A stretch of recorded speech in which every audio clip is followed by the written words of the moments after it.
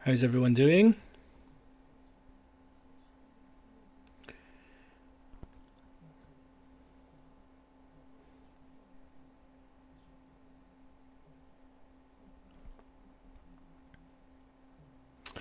What's occurring? So this has been a little bit lackluster. Look at the amount of selling. Again, that's been 2 days in a row.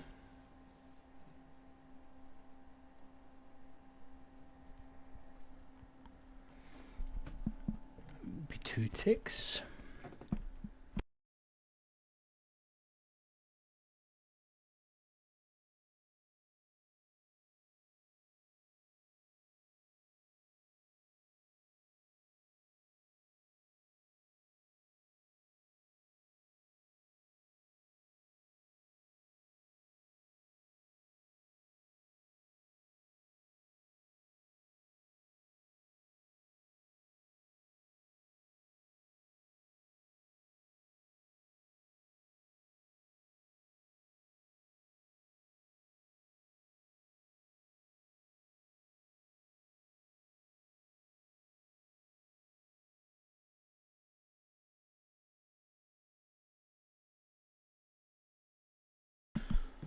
Okay, I thought we would jump on because there's meant to be tons of activity.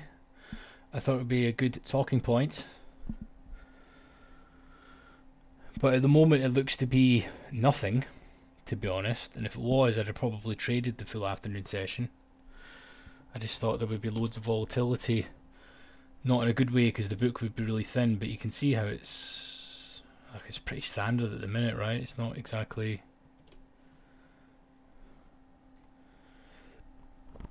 it's not really thinner than normal or anything,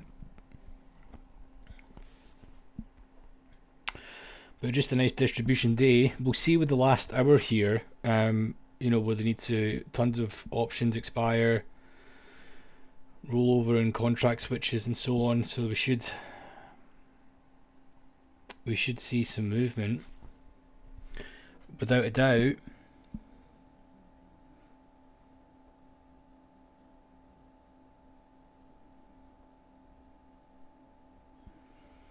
So let me know how's everyone's trading week been.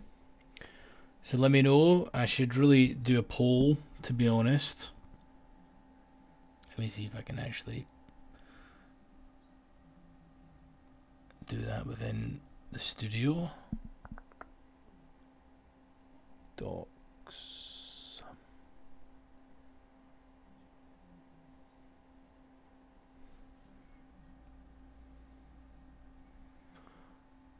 Meh.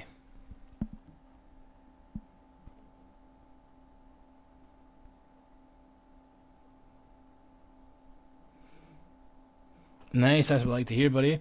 I pretty much only took a few ticks today in treasuries. That was it. Really called it a day. Had a good week though, so I didn't really want to. I didn't really want to go into any sort of crazy volatility on a Friday, considering all the volumes and stuff are going to change. But I definitely expected more action, to be honest. Evening DV, how's it going, buddy? Devoff, I should maybe call you. But yeah, good that you had a good week, mate. That's the main thing. That is the main thing.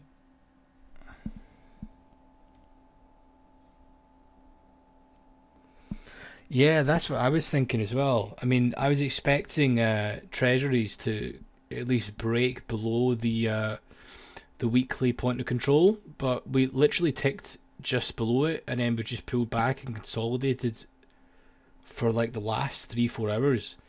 So if the market was going to be in a range like that, um, I would have been trading. To be honest, I was looking to buy. I didn't expect us to break last week's value area low or anything.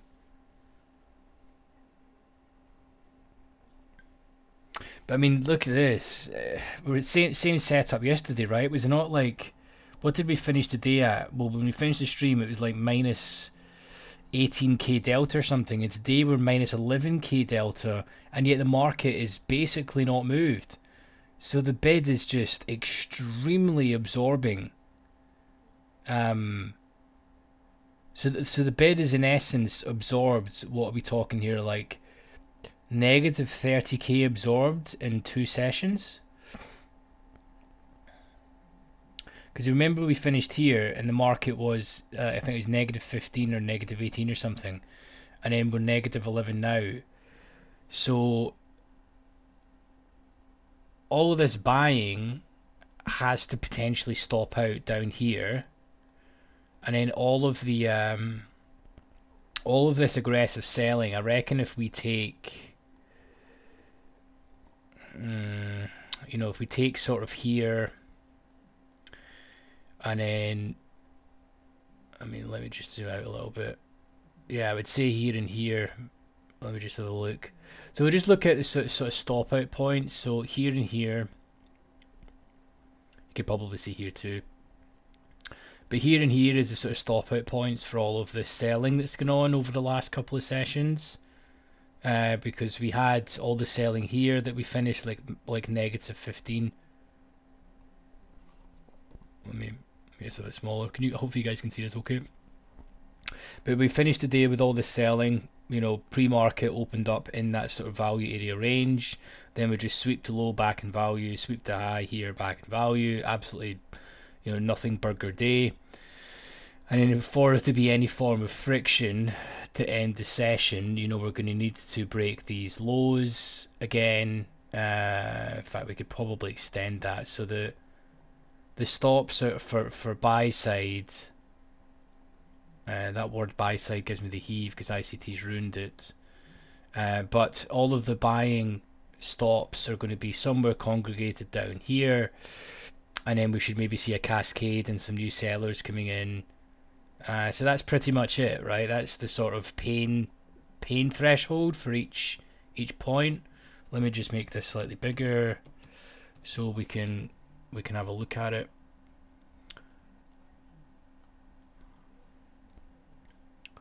So this is pretty much where we're at. Let's go to a slightly higher time frame a little second, and then we can have a look. But look at this. Look at the negative delta for these 2 days.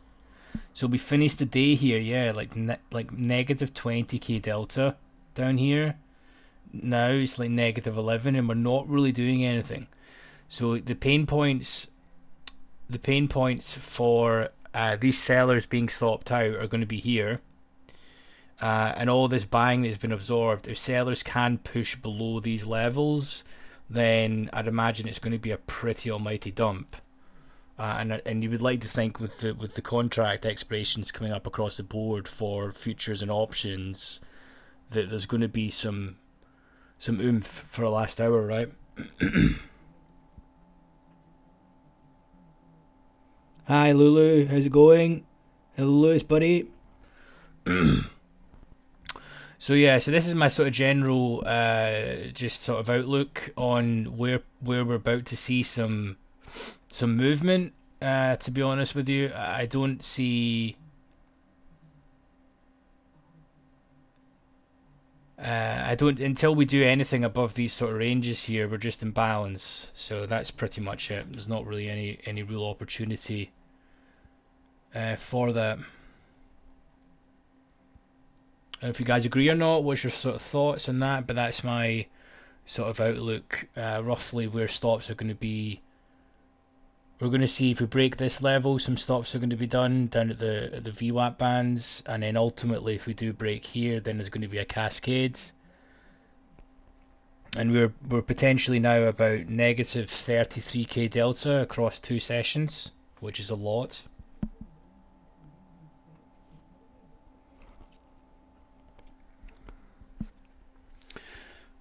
But yeah, we're seeing all that cool stuff that can happen, whereas right now we're just trading within an 8-tick range at point of control, which is not very exciting.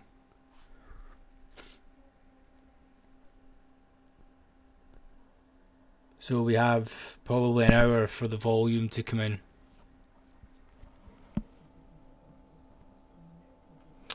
Actually, quite a hectic day, not with trading today, Neil.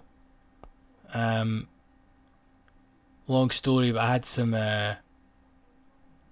problems with some issues, credit card issues that I was basically sorting out.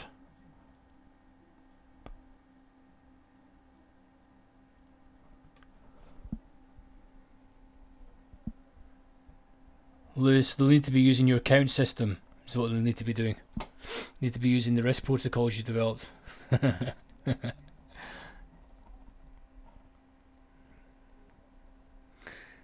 But yeah, some of the issues in the UK are terrible, to be honest with you. They all use Visa, Mastercard rails, and they're really slow. So it wasn't actually my problem. It was a long story, but my mother's was having issues, so I had to give a helping hand.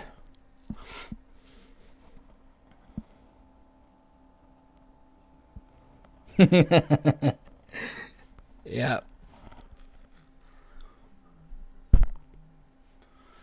yeah. You should have a look into some of the new tech that's coming out, Lewis. You should have a look into the likes of soft pause that's coming out in the market. It's where it's my other business that I run.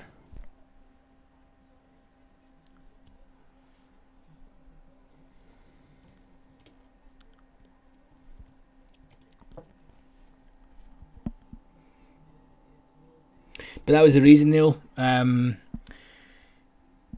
was the reason, buddy. Relatively chill day for trading, to be honest. I was pretty much done for. Oh, I was done for about 9 a.m. US time.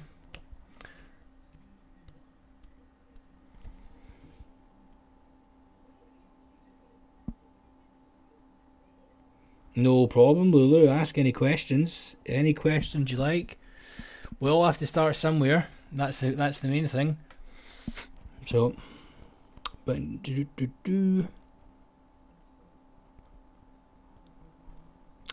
okay, good question, Lulu. So, in essence, with the depth of market, right? You're basically seeing the market right now, this second, what is happening at each price, where buying pressure is, where selling pressure is, where orders are being stacked, where orders are being pulled. And the general consensus is if orders are being stacked, then it shows strength. If orders are being pulled, it's weakness, depending on the side that it is happening. Now, that's all very well saying that, but you still need to know your key levels to do business.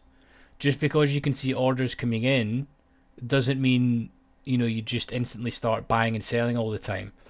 It's the final jigsaw piece to your trading to help refine your entries and exits. So that's basically where it sits. I would say in the S&P, for example, or ES, it's changed over the last number of years. Yes, it's a different market, to be honest. It's a little bit more whippy. Prices are revisited. The book's not as thick as it used to be. Look at the amount of selling that's going on there at the minute. They're just drilling into that and it's been absorbed. But the premise is you in essence need to identify your key levels that you're looking to do business, and then drill down into the depth of market for behavior that you're looking to see.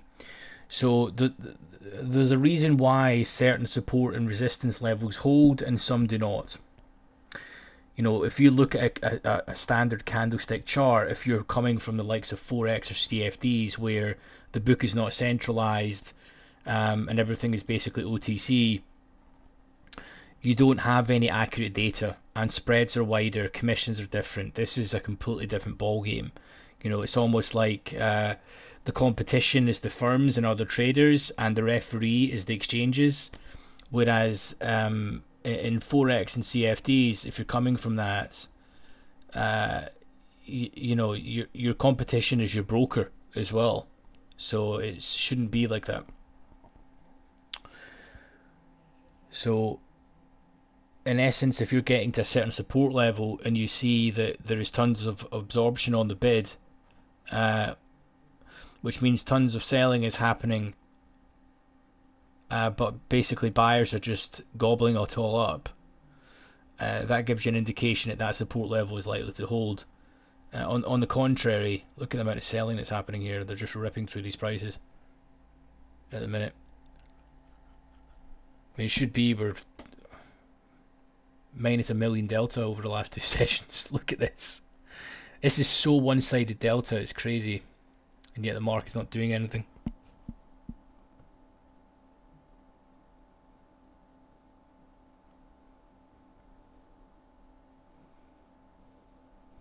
Hopefully that made sense, but you know, it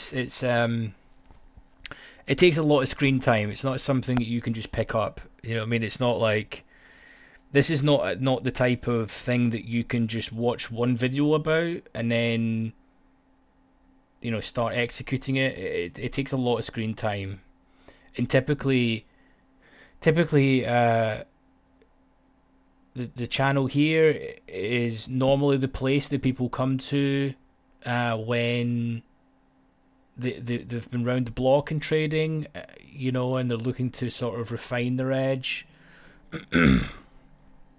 But by all means, if you stick around here and you have a good time, we're more than likely gonna shorten your learning curve. That's for sure. The volume is starting to pick up here.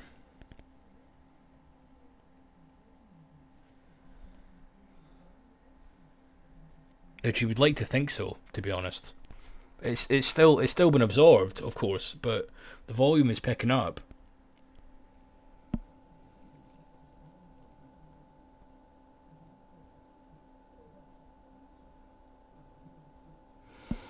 Good question, Lulu. Yep. So things along those lines, like value area highs, value area lows, monthly point of controls, whereabouts of single prints, previous day highs and previous day's lows.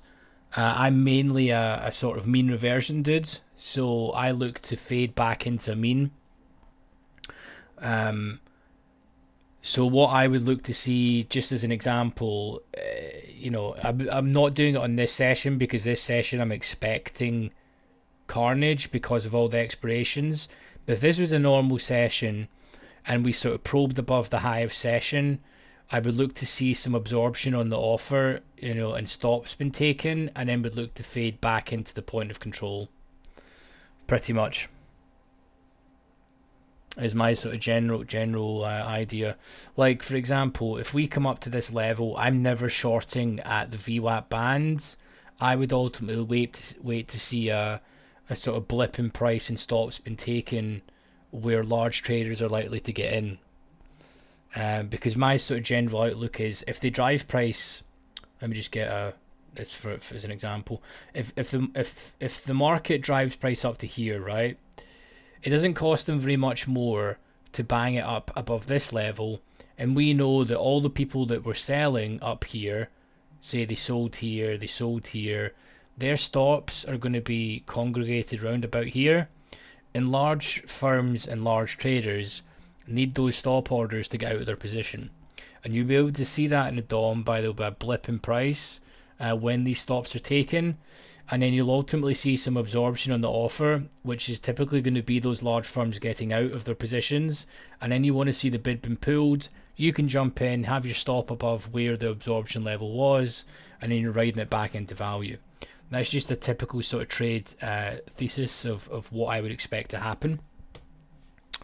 But again, it has to, when the market's in a range like this, there is no edge. This is not a thing for me. I mean, we're literally right at VWAP, right at point of control. So if we finish the session like this, it's going to be pretty disheartening, to be honest, with all the crazy volatility that was expected.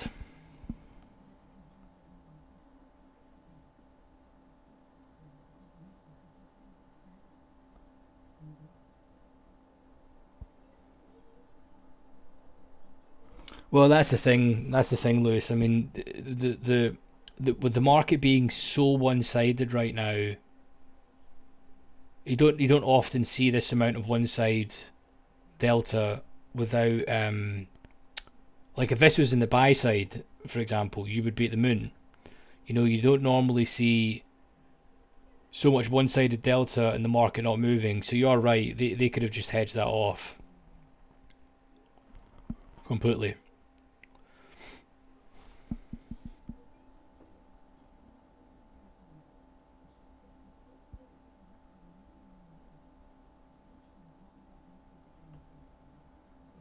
Oh, thanks, Lulu. I'm glad it was nice and direct for you, man, and I'm trying to not fluff it, to be honest. But yeah, once you get into trading for a long time, I'm sure you guys are critical thinkers, and you like to most likely think outside the box, right? And when you have that mindset, and you understand who the competition is in futures or in markets in general, um, you need to think whereabouts would they be placing their orders? It just makes a big difference to your outlook in the market.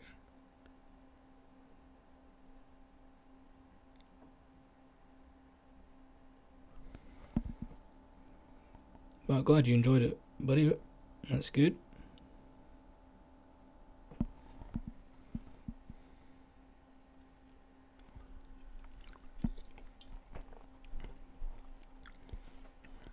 And sadly, when the market's in a sort of range like this,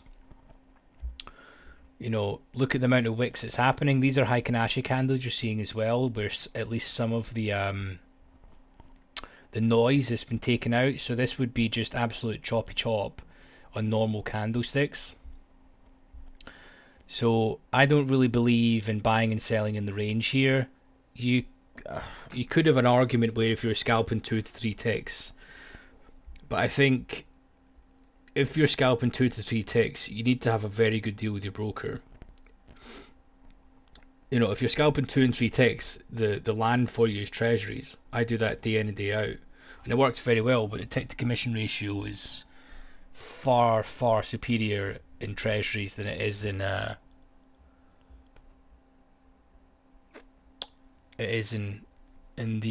ES and NQ. I mean NQ, forget about it. You really need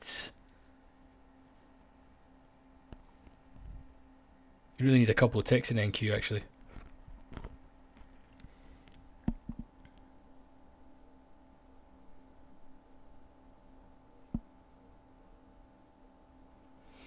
Exactly, exactly. DeVoff.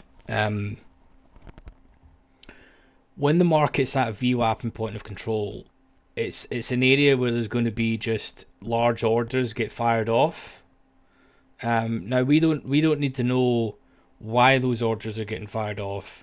They could just be hedging positions.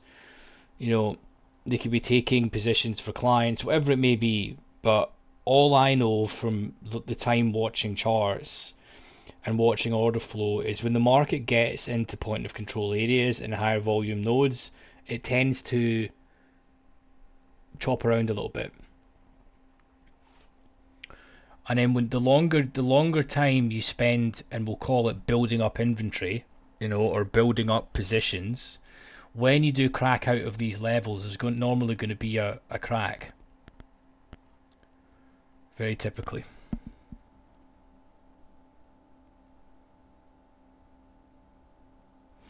But pretty much, I don't believe in sort of anticipating the market, to be honest with you. I just think there's better opportunities. And by anticipation, I mean things like, right, I think, we've had tons of wicks here, we're at POC. Well, the volume's just come in now. Wow. Here we go. Here is the next 50 minutes. Everyone, get your popcorn out. Grab a snack, get a coffee, grab a beer. Because here we go. Let's see if we can create some carnage in the next 15 mementos.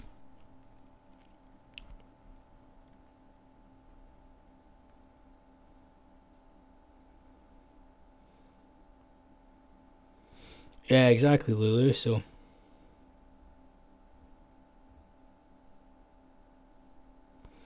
nice. Well, I'm glad you're starting to see the light. And to be honest with you, the majority of stuff you see on YouTube is nonsense.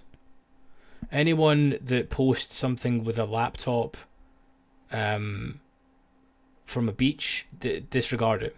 Anyone that posts pictures of a Lambo, disregard it.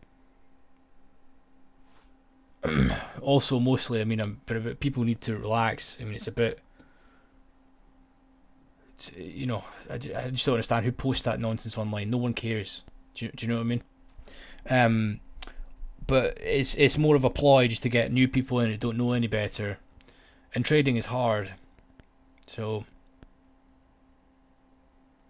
and anyone that says make $500 a day by this, random indicator on TradingView that tells you to buy and sell, it's a joke as well. If it was that simple, we would all be doing it. Do you know what I mean? Oops.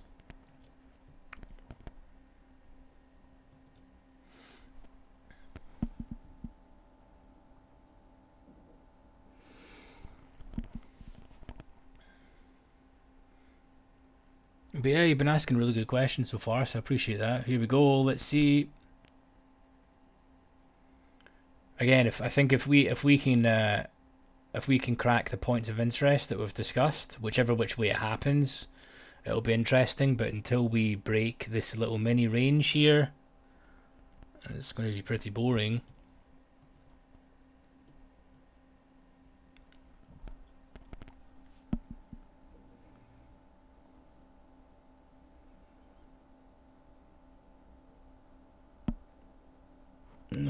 Postman, you were short 36. Did you just take a break even?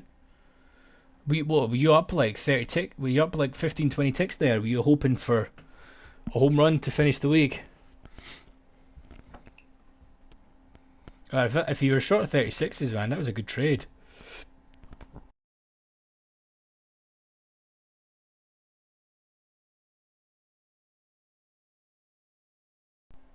You had like 15 ticks or so there.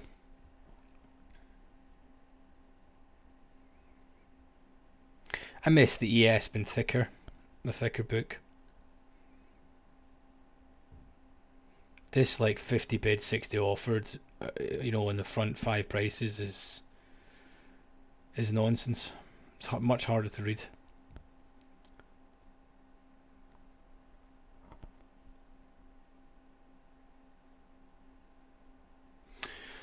Now they're planting their size here. This could be them potentially getting out of their positions. Here we go. Here's the stop run we were talking about. Did you notice the blip in price there? Did you notice how it just blipped? That was a stop run. So sellers have just been stopped out now. So the question is, are they going to continually bang it? So they are right now. So you want to see if we're gonna push through. The next stop is up here. Here we go. Now we may go down and fill out 38s and 37.5s here before doing so. The market likes to go and test those areas first. Here we go. And now we push up. Yeah. Okay, so 45s. Let's draw this line up here, which is, yep, 46. So if you look at that, 46 is the area, so watch 45s. We need to break here first. We've seen a decent amount of absorption already. Now the bid has been slightly pulled. Let's clear these orders. So we need to hold, if on the bids here, in order to continue cracking, we need to hold 37.75. But sales are pushing back right now.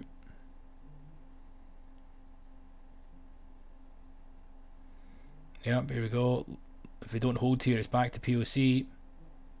Yeah.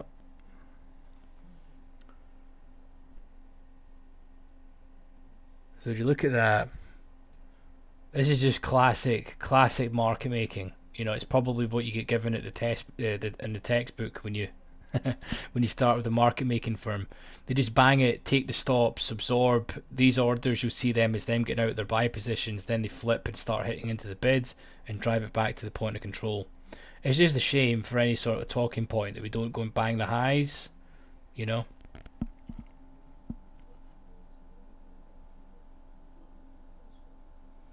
Nicely done, Lewis.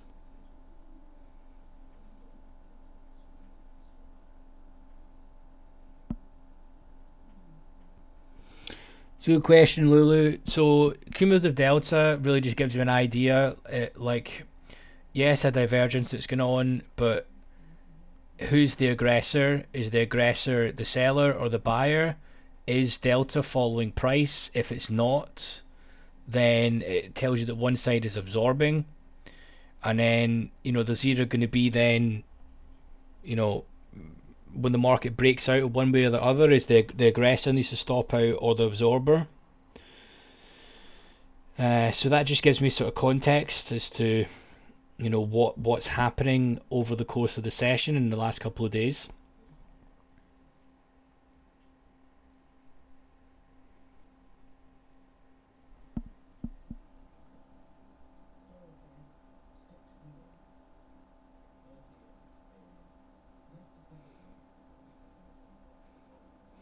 What sources did I learn to? What sources? I've been doing this for a long time, so I would say a good point just to get the fundamentals down is start with the OrderFlow playlist I've got on YouTube, to be honest with you. And a lot of it comes down to screen time that you need to spend, and you need to mainly figure out what kind of trader you are. Do you what kind of market conditions do you perform better in? Okay, so now we're doing this to the bottom side. Let's see if we can crack below. I would like to see that. That would be cool. But in terms of stuff that I've watched in the past, John Grady's always been a good dude to watch. I feel actually I need to calm down with the screens a little bit. Okay, so let's see if they're going to go down here and fill the bid. They just planted down all these orders. And they've just pulled them all. Wow. Okay, they're planting again. Yeah, again. Here we are. So I would be surprised if they don't go down and fill these orders down here.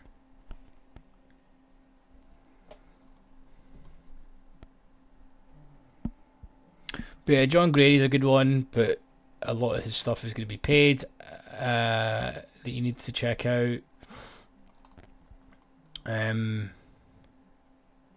Fat Cat's quite a good source. He's quite funny to watch as well. There's not that much good OrderFlow content on YouTube, to be honest. That was one of the reasons for starting the channel, to be honest. But seriously though, a lot of it just is context, knowing what kind of day type you're in and what the order flow is like for the day, and just being aware of the overall market context is pretty important, because when you're aware of that, then it allows you to know that if we're in a trending day and we're one time framing, for example, in market profile,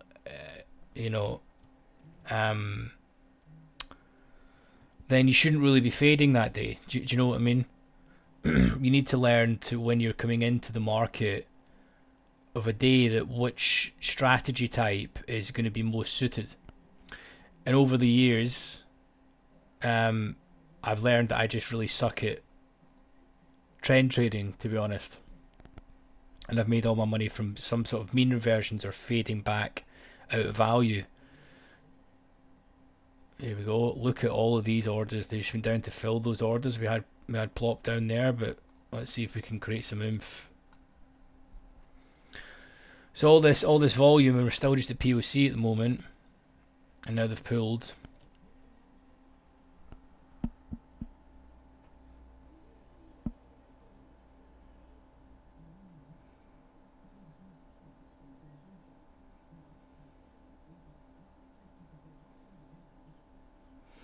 Yeah, exactly, Lewis. That's the thing I would say is that you need to get the basics down. I mean, you know, before you can even consider things. I need to have the right mindset as well.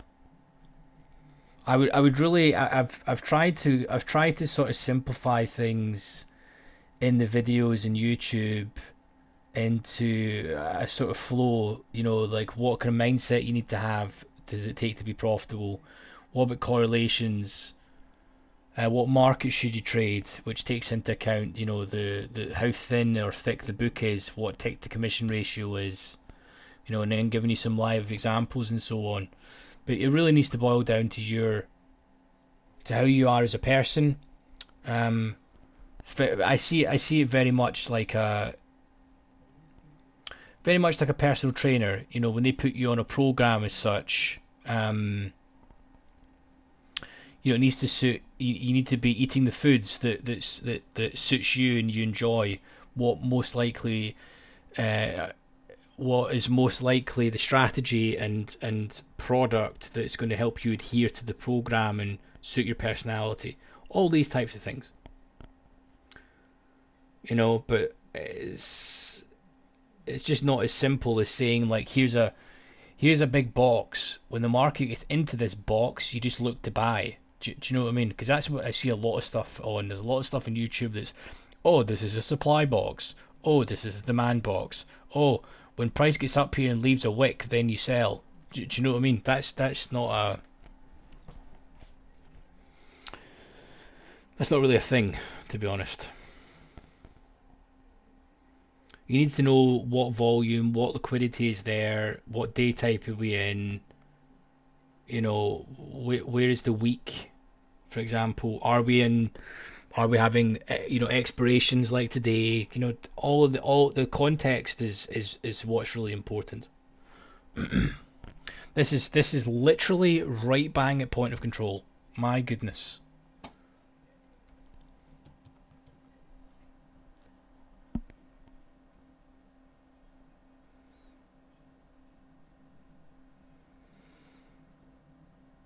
Is it not a 30-second chat that guy uses?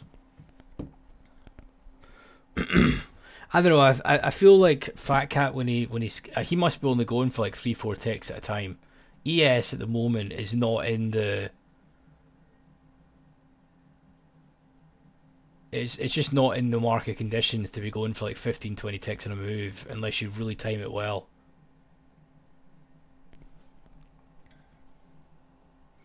I think he's trying to these days hit it with size, like 6 or 8 lots, and try and get 3-4 ticks or something. I think. Could be wrong, but.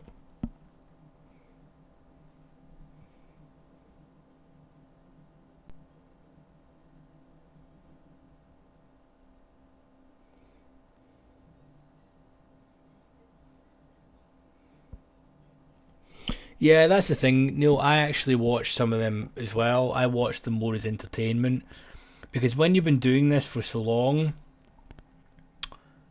uh, there's nothing really when you do this for so long and you have data in your journal to back up your numbers and your trade behavior. Someone says to you something about draw this box or do that or whatever, it doesn't have any impact in my trading. I'm more interested in just to see how they perceive the market, what's the trading psychology, is there any tidbits around that I can maybe gain some valuable information from, you know, um, like some nuggets that way. But in terms of implementing a strategy, I don't really care. But that's just me because I've been doing this for an age. But the other one thing I would say to people that do start is, for the love of God, please stop stop strategy hopping. You need to pick one that suits you, right, and stop changing. That's one of the most important things because people have a tendency to do something for 3 months, then stop, and then probably not even 3 months. They do it till they pass and fail a prop firm these days, and then once they fail the prop firm, they then jump onto another strategy. When actually there was nothing wrong with the strategy, they just had one bad day, and yet the firm that they were using is actually been made for them to fail anyway. Do you know what I mean? I'd imagine that's a standard cycle of what majority of beginners are in at the moment.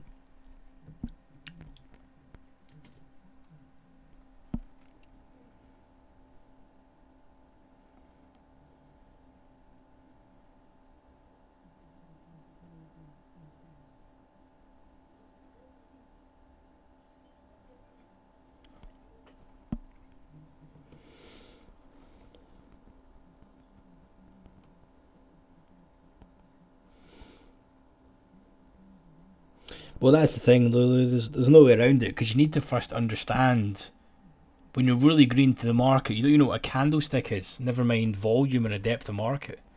Do you know? Everyone needs to start. It's a from knowing absolutely nothing to get where you're understanding day type context and what absorption on the bid and offer means and what you're looking at DOM. That knowledge gap from A to B is massive.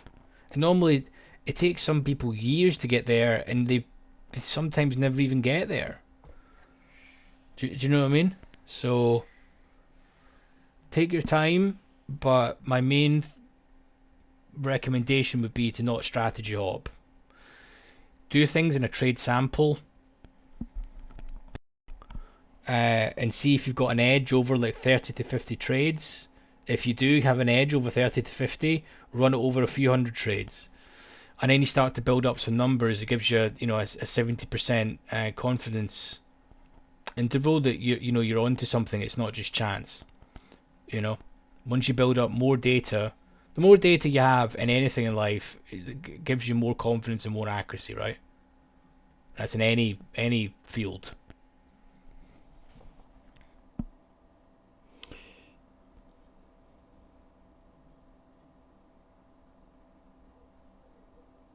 Well, that's exactly it, Neil. I mean, that's why you never really see me going on about strategies as such. It's more about experience and sort of giving the tools in order to help with order flow. Because everyone needs to have their own strategy and their own implementation of things. That's the thing. So, Lewis.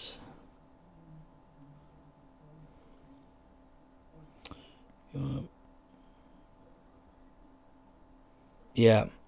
Yeah, exactly. Which is going to cause even more consolidation. I mean, this is like a typical Friday, to be honest with you. This.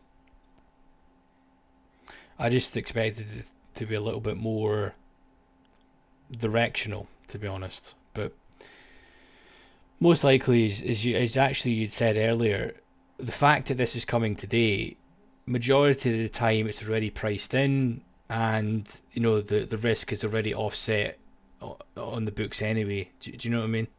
So really, it becomes a nothing event.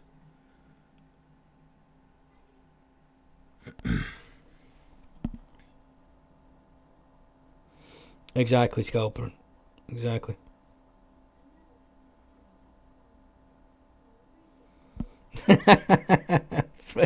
Friends with benefit of Frankfurt Stock Exchange. Oh, that's great. I like that one, buddy. That was good. I need to get out the house more. The depth of market's making me lose my marbles these days. Thanks, Trader Boy. You have a good weekend too, buddy.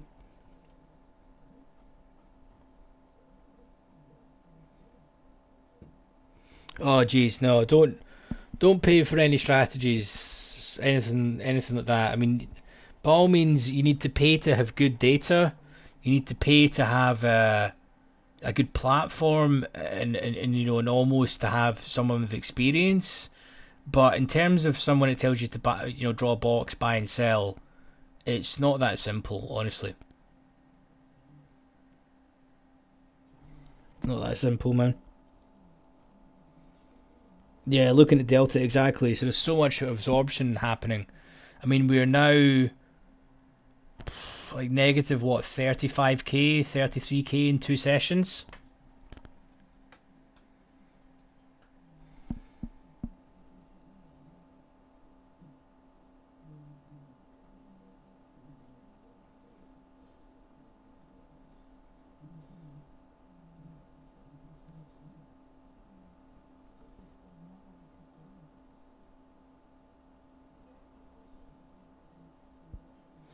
Oh, do you mean the guy basically contradicts himself a lot, Lulu, as such? Like because he's learned that much, he's got too much sort of contradicting beliefs that I would actually say that if you start trading and you don't learn any bullshit and you just find someone that puts you in the right direction that actually knows what they're doing, sometimes it's easier to to for new traders to implement the correct stuff than it is traders that have got all the previous baggage. Because so say for example, all these ICT dudes, um, all the ICT dudes, like they can't unsee the breaker blocker turtle soup gaps or whatever. Do you know what I mean? And they have these beliefs that that's the way, and the algorithm controls the market, and all this nonsense, right? I'm not saying they all do, but I'm just generalizing at the minute. It's easier to teach someone that's new, and for someone that doesn't have these, contradicting beliefs, than someone that's already been through the ringer. Do you know what I mean? So there is that to take into consideration, but you do need good tools, and you need good order flow tools, and you need good data and a platform, of course, that can handle it. And the thing is, as well, is majority of people use TradingView. I use TradingView on my phone when I'm out. Like I would never execute on TradingView. It's been pretty blunt, but it's shit. It doesn't even have tick data. It's only for TradingView is a great platform for you to look at the left of the chart, draw massive risk to rewards, discuss it on YouTube, and make it sound easy with a Pine script indicator. You know, sadly, that's the way the world has gone on it. So just be careful. Um, Nothing beats trial and error and your own time in the market, but I suppose you need to have an inclination as to what you're looking at yourself.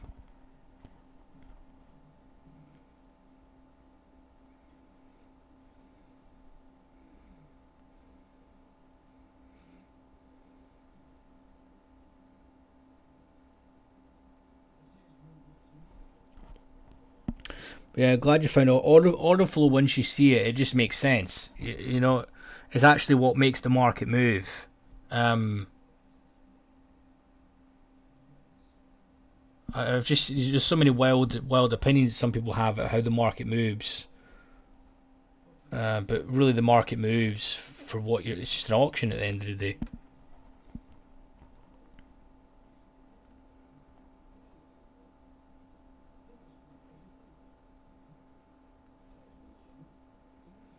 Yeah, exactly, Liz. Exactly.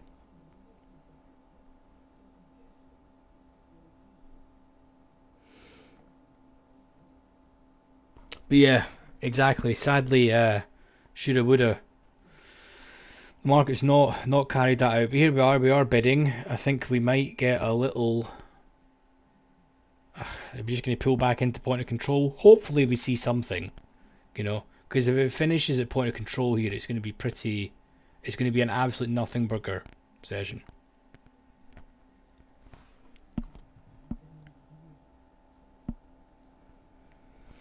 Exactly. That's a really good point. And especially when you work in finance, to be honest with you, in any financial services or markets, you never assume. To be honest, assuming is never the way. We don't get paid to assume in the markets. You get paid to react. That's that's pretty much the way it is. I can't count you the amount of times in business I've assumed something and it's cost me money. Seriously.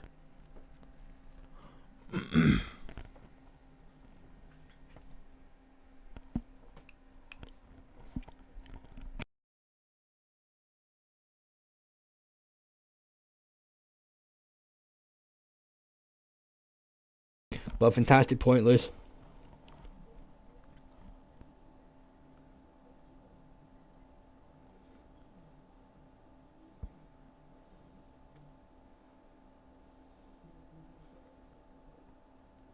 Yeah. No, exactly, Kel. Exactly. So, Lulu, this is a market profile. Each letter, I'll split it into its own blocks. So, and let me zoom in for you. Okay, so the little dashes is a pre-market session. Each A period, so like A in its own blocks is a 30-minute period. So from the top of A to the bottom of A is 30 minutes, and that's the first 30 minutes of the regular trading hours. The B is the next 30 minutes. So A and B period is the first hour, which is typically where the initial balance high and low is set.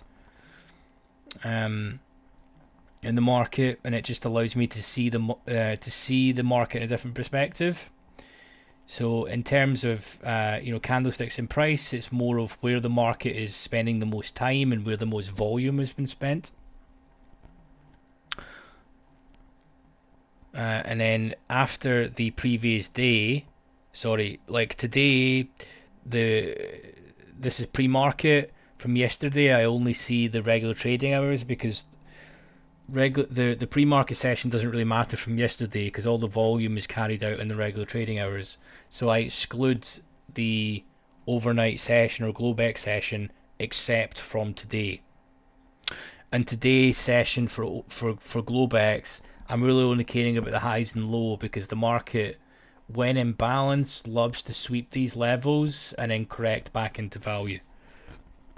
It's typically the idea. So hopefully that makes sense. Just a different way to perceive the market, and I actually think it's a much more soothing way to look at the market if you're coming from candlesticks. To be honest, it doesn't create this urgency. It's a very simple way to look at the market. Are we in value for the day? Are we not? Are we in yesterday's value? Are we not? Where is the weekly point of control for the most volume and time? But do I solely execute just off market profile? No. It just gives me trade ideas, allow me to view the context for the day. Context being, again, probably the most used word on the channel, but market profile is a context gauger for me.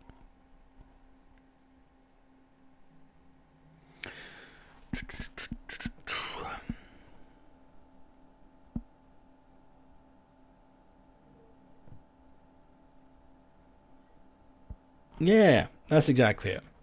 TPO, time price opportunity. That's the one. Or market profile as it's known as by, I can't pronounce the guy's second name, Stedelmeyer or something, and Jim Dalton, two dudes that come up with it many moons ago.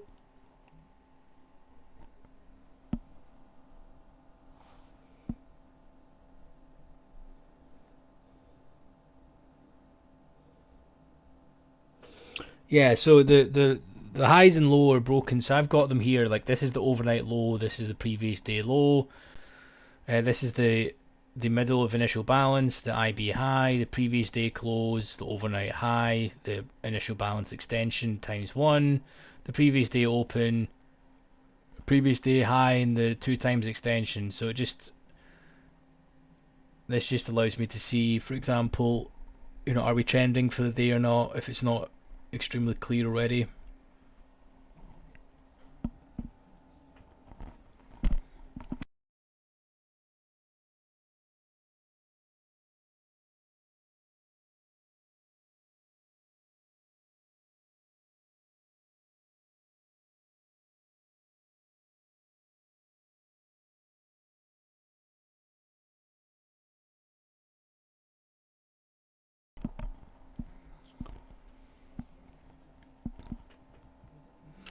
Oh yeah, if you guys could like the stream, not asked people to do that yet. If you could, that would be fab. I see a couple of you, many of you have already.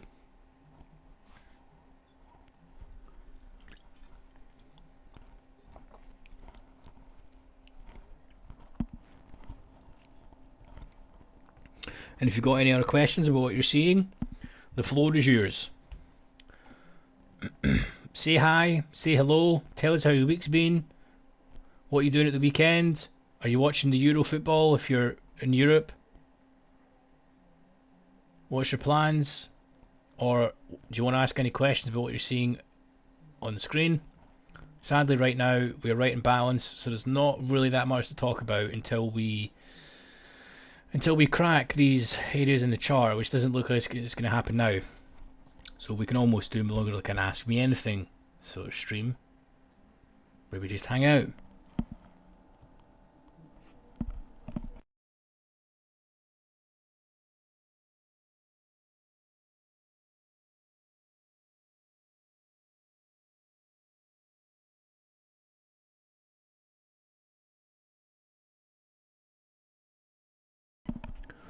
They made 500 and just stopped. Well done.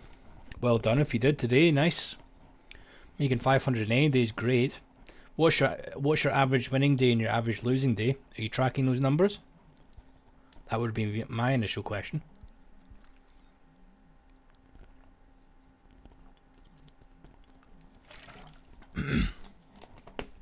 A 500 winning day is meaningless if your average losing day is 2k. Do you know what I mean?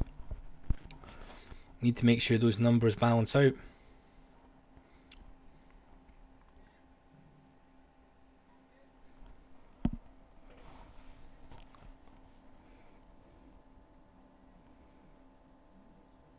Okay. Well, you need to start getting. You need to start sampling your trades. You need to start sampling your trades because I feel you're not journaling sufficiently. Journaling is extremely important.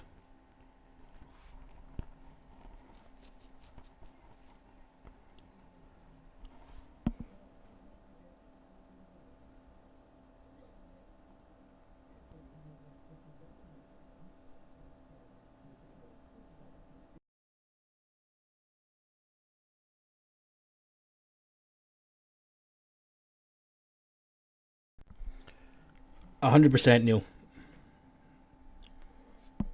100%.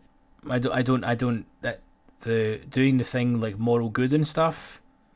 Like, I believe in giving back, but when you've got a skill set and an edge and knowledge, I believe you should make money from it, regardless of who it comes off. Basically, what you're saying is, if you're taking money off retail and putting it in your pocket, this is a really cutthroat game. And to be honest with you, so is business in general. There is no free lunch in any line of work, sadly. Um, and if it's not trading, you're taking money off your competitors, and they will take it off you in a heartbeat as well. And here's the thing: in any industry, in any field, competition creates innovation and it helps push everything forward. Without competition, there is no growth, and there is basically no technology. There would be nothing that what we see right now in these charts, or in any platforms that you use, not just in markets, but if there was no competition, we would not be benefiting from it. So I think if you have the skill set and the knowledge, you need to take the money, and then when you make that money, by all means, you can do things to charity, and do cool things and give back to the community and help out and do everything. But I think you need to focus on generating revenue for yourself, because no one's going to assist you in doing that apart from yourself. That's how I would answer that question, Neil.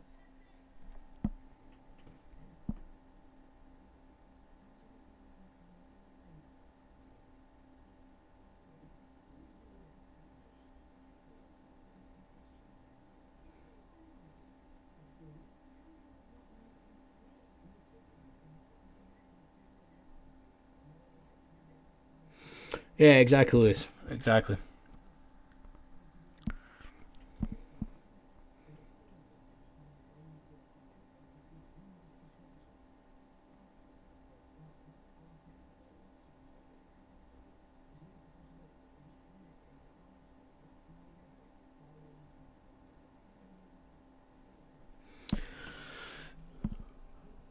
Well, that's exactly it, Lulu. Once you start implementing that, you need to. I mean, footprints for me are just the way to see imbalances, but I prefer the depth of market to just footprint, to be honest.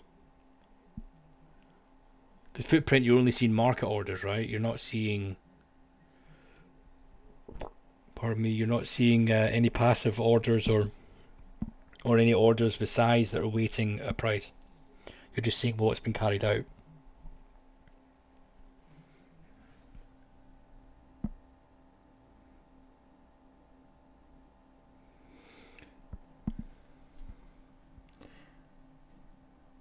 But the hard thing is, as well as about trading, is this is the thing, as we continually keep saying, is it's very discretionary, right? It's the skill set is knowing when to click the mouse at those key levels for the behavior that you're expecting to see. And then, of course, not only that, you need to be able to manage the trade accordingly as well. And a lot of the time, people when they first start out, they end up bottling the trade management because they don't know their edge. And that's where journaling comes in. Once you start getting data on your trades, you you sort of remove the fear element because you're like, right, well, I know what I'm going to win, I know what I'm going to lose, I know what the expectancy is on the next 50 to 100 trades, so the next two trades are meaningless. So then you learn to hold the trade to your target, or if the trade is not going in your favor, and when you get into the position and you objectively see that the order flow is not conducive to your original trade idea, you cut it. Do you know what I mean? It just provides you an extra layer of confidence in your trading. Because if you don't do that and you don't journal your trades, I can't even tell you, I can't remember what I did last week, right? So it means the trades that I take this week are going to then suffer from recency bias. And recency bias is a thing. You will always prioritize the bad points instead of the good things you do with recency. You're only going to remember the shit trades that you took instead of the fact that you had like maybe 5 or 6 consecutive winners last week, because you're not going to remember that if you don't journal your trades.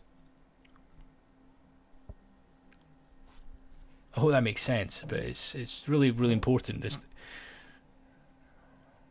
The implementation and longevity of trading is hard, and consistency part.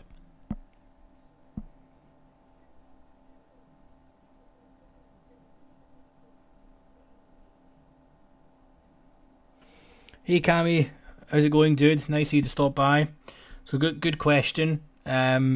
So I've been trading for many many years.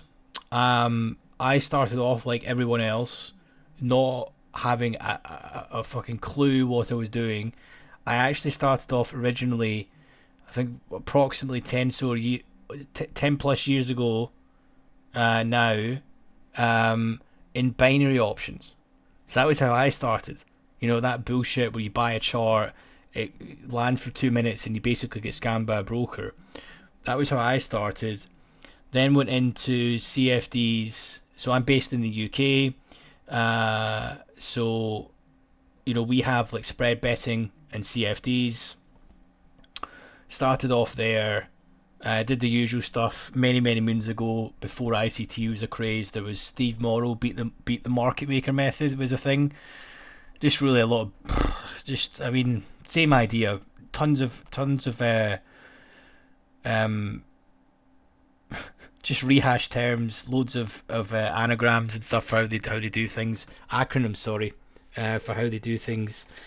And then I eventually just started to huckle down and start to drill into order flow, um, and just started to be consistent from there. I started to journal, manage my trades, find markets that suited me better. I made the switch to futures before that, where it's a more level playing field, where the book is centralized and you're getting to see consistent volume that's going through. And then it took me a while of executing to essentially then hone in the edge, and be able to drive and push things forward that way. But I would say the number one, I say this a lot, but the number one thing is in my experience, is you need to take every day as it comes. Don't assume, right? Don't try and preempt and predict the market. Trade what you see. Don't manage any trades. Stop averaging into positions unless it's pre-planned.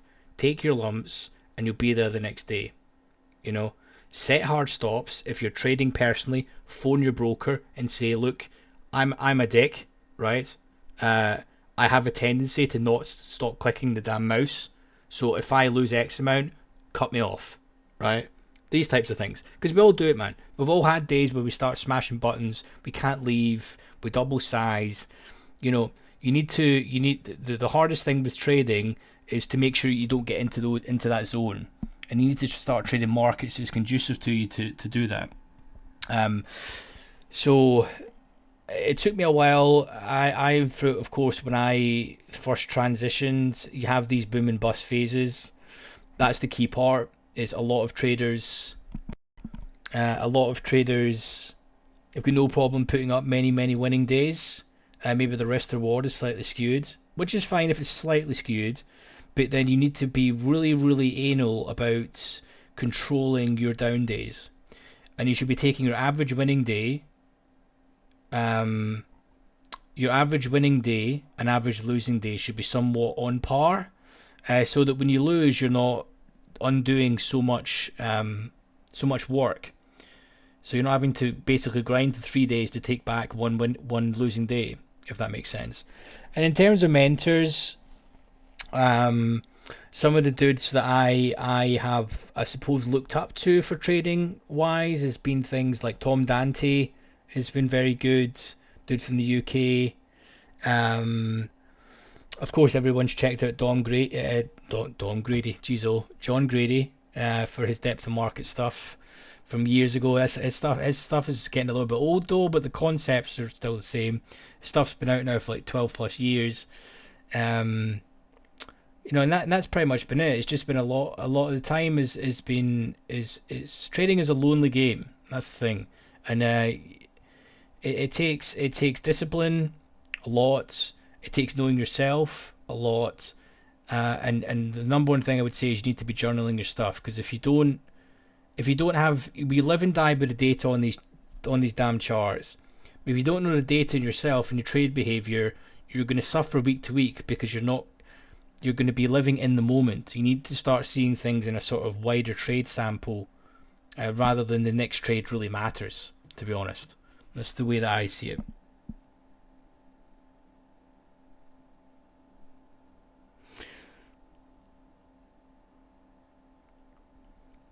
So hopefully that makes sense, Cammy boy.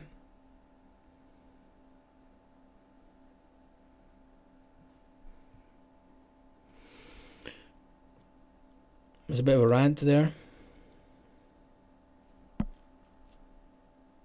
Well, the thing is, Lulu, is another thing about journaling, right? I'm not some sort of whiz kid here, right?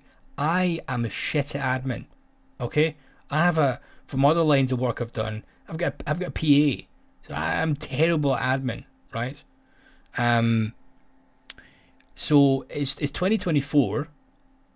You can just export your trades, whether you're with your broker, with Stage 5, Iron Beam, Edge Clear, whatever it may be, Rhythmic, Tradeovate, or whatever the deal is. You can export your stuff via CSV, and then you can import it into, there's a host of trading journals these days. I use TraderSync. There's a link in the description to that where you can try it out. It's free. And then When you try that out, you can get to see, right, what's your average winning day, what's your win percentage, what's your max favorable excursion, what's your max adverse excursion. So you can see that, are you taking enough from your trades? Can you tighten your stop on your winning trades? These types of things. You know, and I then, I do a weekly review of my trades to see if I've been a dick or not. I check how my execution has been. I run over the trades, um, and I do that on a weekly basis. I do it on a monthly as well, and then I try and do it on a quarterly as well, typically.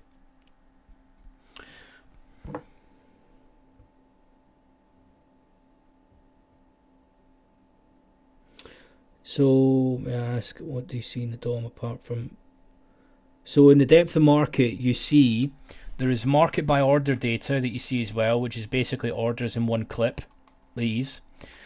So, all these order types that you're seeing here are not greater than 50 in one clip, and by clip I mean one order type, right? So, the 60 here is the only price that you can see that is greater than 50. So, let's see if we scroll up here, there is the same. And then you're seeing, what orders have been pulled and stacked, what's been aggregated and hit into the bid, what's been hit and lifted into the offer on this column. The blue is buying, red is selling, so that's what you see on the DOM, dudes.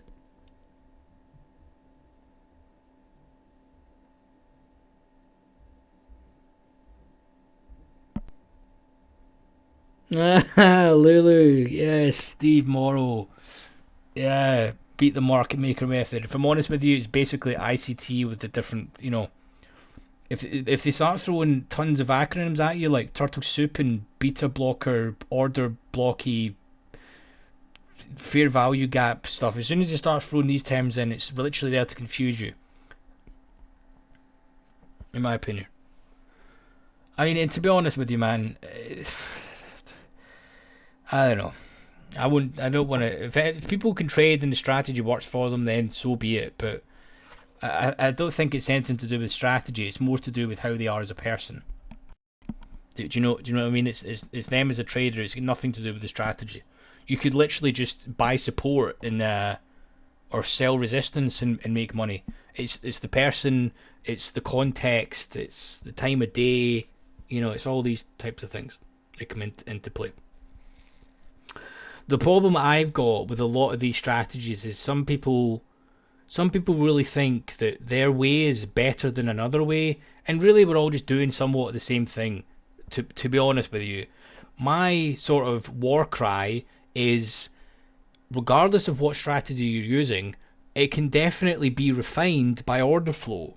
You know, if you've got a win rate of say 50% or whatever, you can more than likely increase that and increase your expectancy with order flow by getting out of trades that are looking bad, or getting more from your winning trades, or not taking the shit ones that just go straight to your stop. These types of idea. It doesn't really matter what strategy you're using.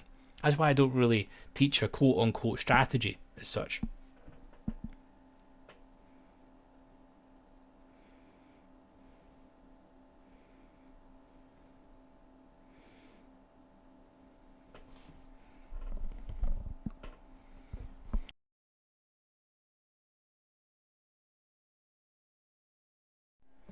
But yeah, Cammy, it's good when you hit your targets in pre-market as such, when the market's slower. It's nice simple way for a Friday, no stress, daily type of days that you want, man, painless days. Because another thing that we didn't really touch upon, mental capital is a thing. You know, when you have the amount of Benjis that you're looking to spend on a day, you also need to factor in how much mental capital you have in that day. Are you tired? If you got the shits, are you fell out with your spouse or whatever the case may be. All of that impacts your mental capital for the day, as well as the maximum amount that you've got to spend on that day. Do you know what I mean? And the market's not going anywhere. Just because you don't. There's always going to be another day. Start viewing your trades and your setups rather than this has to be a winning trade, this has to be a winning day. It doesn't. Do you think Goldman and these large firms, they're forecasting months and months in advance? You know, one day to them is nothing. So you need to slightly change the mindset, you know, just to give you a sort of more um, broad-minded view on where you're going. So like any business, though, you know, you need to think about how you're going to do the quarter, how you're going to do in the month. Like any job, if you work in anything, it's a month-to-month basis. It works, not day to day. Everyone has shit days at work, just the way it is.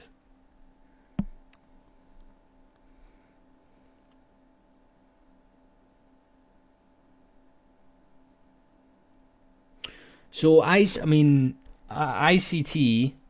Um, I just think there's so much just dubious behavior around the guy. I mean, it's just people need to stay in their own lane. Do you know what I mean? ICT's got so much drama surrounding it. You know, he almost sends his followers to blast people. You know, and if I'm honest with you, anyone that's been trading for many years and is known successful traders as well, um, know that there's a lot of nonsense. It's just another. The one thing that doesn't make any sense to me with ICT is how you can determine by the size of a candle where a fair value gap is. How do you know that that candle was not created by orders being pulled rather than actual, you know, a lot of size coming in? You know, it can happen certain times of the day as well. You know, so I just don't think it's very, I just don't think it's very accurate. And the other thing that makes me really weird about it too is there is so many different types of strategies the guy has. Do you know? He's got that many, it's a joke. So he can literally go to a chart and say, "Ah, yeah, I used the silver bullet turtle soup one today, and that one worked. But sorry if you used the fair value gap breaker blocker, that one didn't work." Do you know what I mean? He's almost created a way where um, it's complicated and put that many acronyms and things that if you fail in a day, he's like, "Ah, nah, this is just not the right context. You're meant to use the turtle soup one today. Sorry, you need to go back to the mentorship and watch again. You know, spend more time." Is my sort of idea and how I see it. He lent for 7 months. 2 weeks ago, I told him, "Sorry, man, I can't do this anymore. I have to look for." Oh wow, I didn't actually realize he was still going, Lulu. To be honest with you, um, I actually think I clocked wind of him a number of years ago, and I actually think he's now using some order flow tools. Again, all of these strategies would work so much better with order flow. Like seriously, I actually think ICT stuff would work because I mean they've got the time of day, they've got the kind of concepts, they've got at least a pattern that they look for. If you were to nail that down into order flow to confirm it, it may actually be pretty good. But I'm not gonna try that. You know what I mean? I just think it would be like a fair value gap is basically a retest of a broken. Say it's a fair value gap to the downside, right, or whatever the term is. They basically the enter is in the retest of that fair value gap. So if you started to see a lot of absorption on the offer there, right, and then some aggression starting to come in and hit into the bid, that may be better rather than just blindly taking a retest of a random candle gap. You know what I mean? I think personally, if you don't have these DOMs up and you don't see what's going on, if I just bring this up, we do this quite regularly, right? But if I let me just hide some of this shit. So if I take away initial balance, if I take away the large volume indicator, and where's volume profile? It's right. Sorry, right in front of me. Been a potato. And then take away delta, right? Let me quickly change that, and we'll take away delta. So hide. Okay. Um, I probably should have tried to hide them all here, but this is a long way for a shortcut, guys. So give me 2 seconds. Okay, we're now pretty much just at a standard chart, right? Now, do you not feel relatively naked looking at this? If the market was to come up here, right, and say it was this box, I I just don't know how you can sell this without knowing how they got there. What happened? Was the orders been pulled? How was Delta? Was there tons of buyers executing? What happened to get here? You just don't really know. Just because it's coming to an area where stops are aggregated doesn't mean you should be taking it every time. Do you know what I mean? This is the way that I see it. This is just a standard chart that people would draw up, and you would see things like, oh, here's a sweep of the low. This is sell side liquidity or whatever. It's then went back up, and here's here's a random big candle after it, fair value gap. Here's a retest of it we buy. Do you know what I mean? That's the type of stuff. But you can do that in hindsight. That works really well, and that's what they do. It's actually when the market's like when the market's like this, and you're coming in, how you meant to, from the left is easy. I'm probably ranting here, but do you know what I mean? I just feel that when you've not got any sort of confirmation, you're just trading blindly off where the market's been. It's pretty difficult to execute, right? And I think you need extra confirmation in there.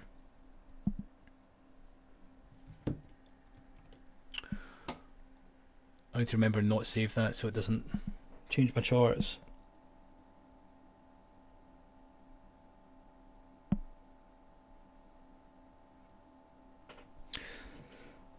So Cami, how's your wake up call? Question: how can you know any of what's happening is true? Well, exactly, Cami. That's it.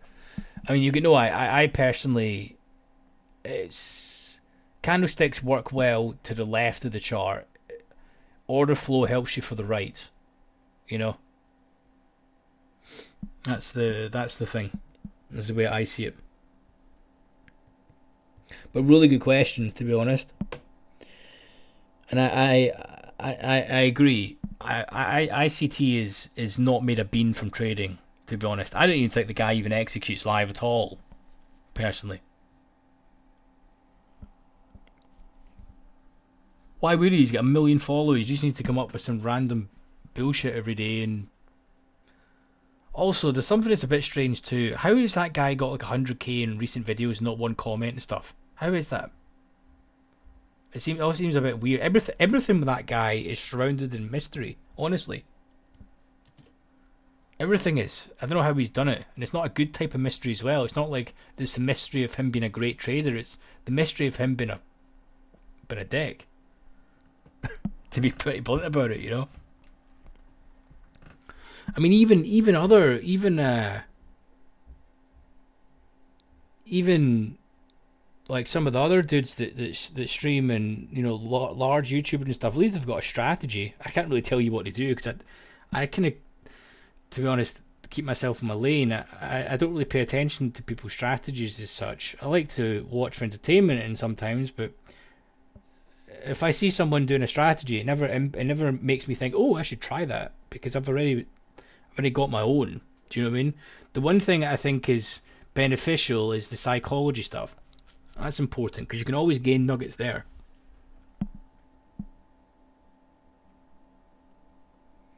Yeah, I saw that, Neil. Look at this little sneaky 500 here sitting on the bed. There's no danger they're filling that, are they? It's like they're trying to say, right, we'll cap the range into these last 3 ticks before the market closes, so we can eke out every last bean.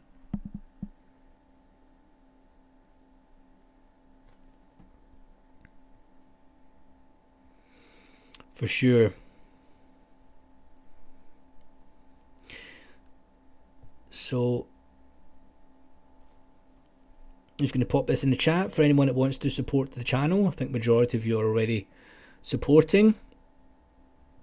I'm just going to pin it. We have a free Discord as well for anyone that would like to join. A lot of dudes are already in it as well. It's free to join. The Supporting of the channel is, you're not obligated to do that. It's just if you would like to. No, but Lulu, ranting is important. Gets out your system, and you're not the only one that thinks about these dudes they've got all these weird and wacky systems. And I feel they really overcomplicate it, and then they say, oh, it's complicated because it's not meant to be simple. Otherwise, everyone would be doing it. I can kind of get that, but there's no reason for the 55,000 different acronyms that they have, and they do that just because it's simple price action theories, just rehashed, to be honest. And if I'm honest with you, I actually think Steve Morrow has got a better system than ICT. If I'm honest with you, I just don't agree with the stop hunt to the high, pin to the mail, carry on that he does. you know. God, that was fun back in those days. I had a good time learning that, actually. I was extremely green to trading, to be honest. And you really evolve as a person and get older, much older. These things.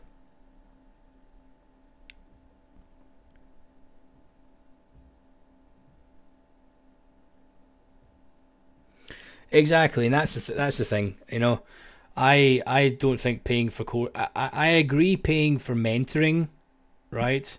But you need to be at a certain stage for mentoring, you know. And I view that as the exact same way as I would pay a personal trainer to keep me accountable, for training. That type of idea. But in terms of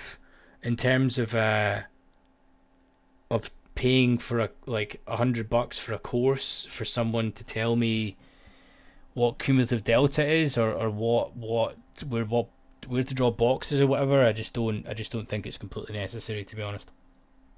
Is the way that I see it.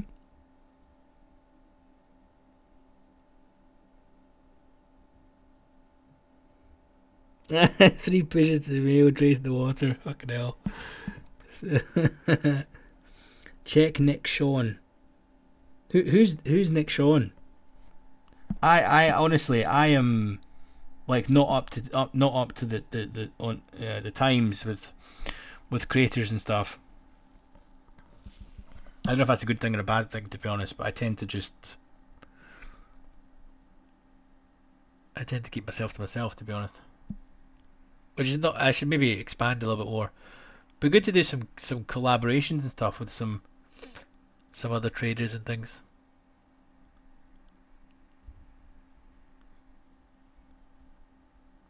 at some point.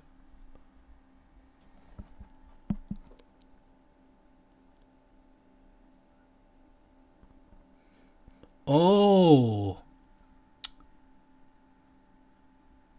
Nick Sean. Was that not the guy that had Astral FX from years ago? What happened to him? He was another scammy dude, wasn't he? Was that no? Not the same. Not the same dude. Nick Sean, big FX guy from a few years ago. Obviously, you've seen all the crazy stuff that happened with the CFD prop firms, where they're all just dropping like flies. I mean, yeah, there's a few YouTubers that were caught in there. What do you guys think of the Do Diamonds work, where where he's exposing people?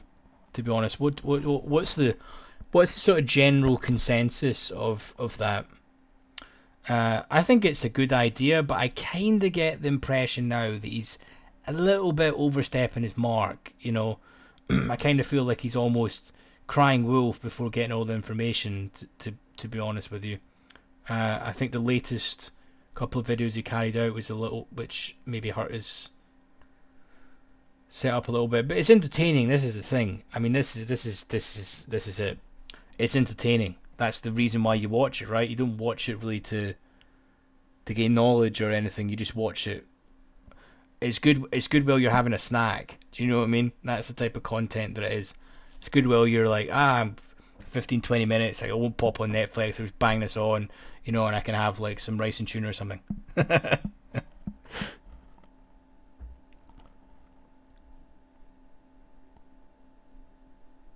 The Nick Sean guy. I'll need to watch that.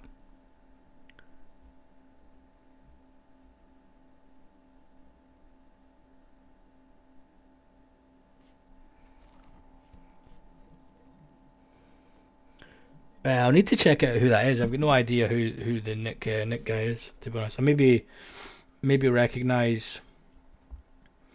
I think if you're new to futures, Lulu, futures is a nicer space than CFDs. Because another thing, I know ICTs now looks like he's switched, but he was an FX and CFD guy for years.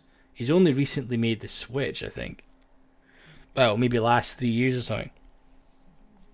I mean, I wouldn't quote me on that, but he was originally, a sort of MetaTrader CFD thing. And by the way, if you guys have ever used MetaTrader, it's the worst platform in history.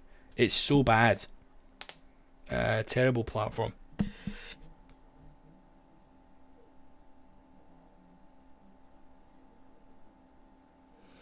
Yeah, exactly, Cammy. And that's the thing. I think there's a few of them. There's a few of them on there. I honestly didn't even know who they were, but it's just the standard setup, isn't it? Sell a course for like $50, tells them what a candlestick is, and then people buy it and they expect to be profitable for spending $50. You know what I mean?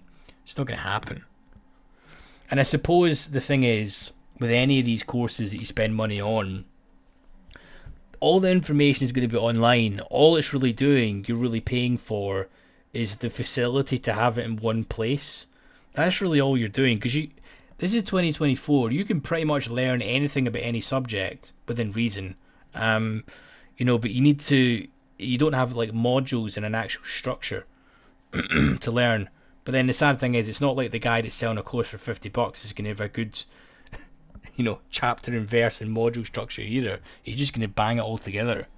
But just to be careful, I suppose, like anything, if you're completely green to trading, $50, well, it's not really going to hurt, is it? I think when they start charging you like 1,500 and 2 grand for a course, I mean, that's just outrageous behavior.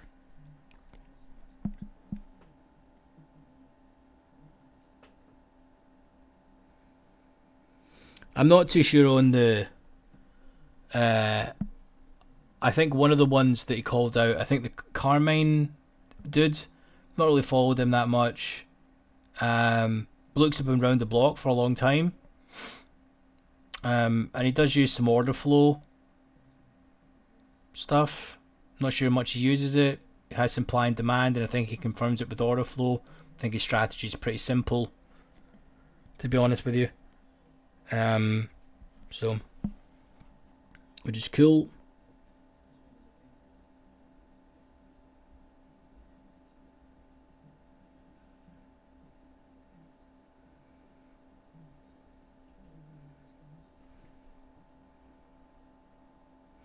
Yeah, exactly. I've never really been that involved with options at all, to be honest. Watched some of the levels, but in terms of, I think the reason being as well is options has not been that simple in the UK, to be honest with you.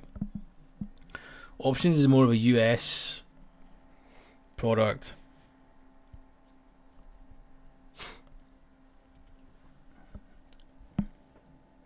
Yeah, exactly, Cammy. I think that's it. Definitely knows his stuff more. And some of the ones. One of the ones that I would say, I can't even remember his name, but I've watched one of his videos, and it's basically it just uses buzzwords, and I think it's like G7X or something along those lines. I can't even remember the guy's name, but said he's it said loads of stuff. I think posted about in the past.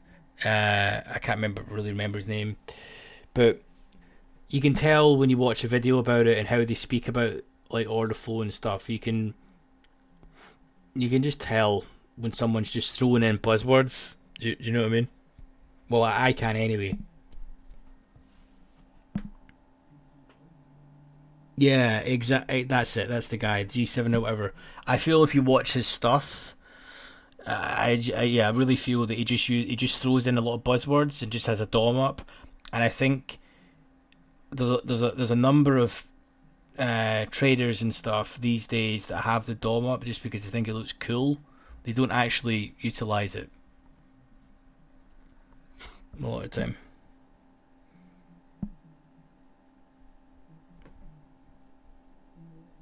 Oh yeah, that's the guy. That's the guy.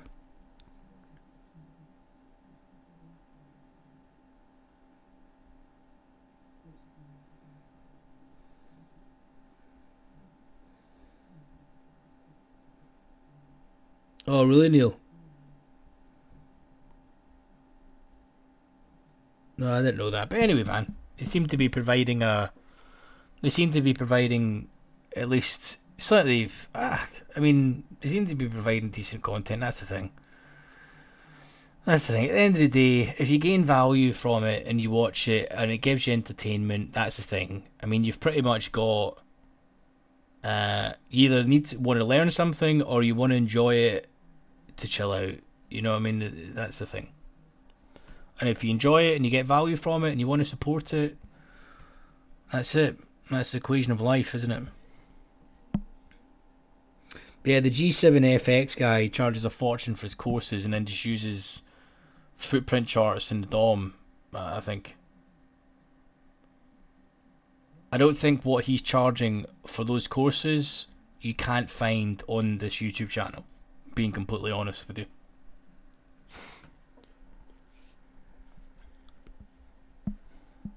Well, that's the case. The market is now closed. We've had a good session here. We finished absolutely bang smack in the middle of the point of control. Um, nothing exciting happened. So much for the witching. It was shit. So clearly everyone had hedged their exposure. And we finished the day. Oh, I don't have my delta up. What did the delta finish at? Let me have a look.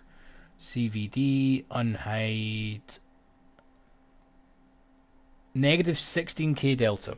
So in the last 2 days we have now been about negative 35k delta, and the market is still balanced. So interesting. Interesting.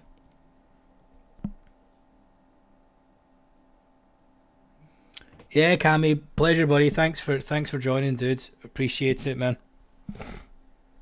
Appreciate it. Hope you have a good weekend. I hope everyone has a good weekend.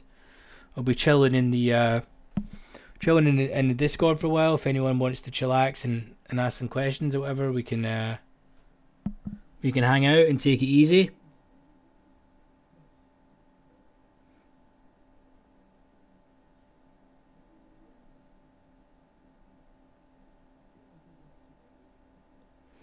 Oh, Rick Castro. I need to see who that is, Neil. Well, I appreciate that, man. I'm hope you find value in it, and it's a nice place for you to hang out. That's the main objective, dude.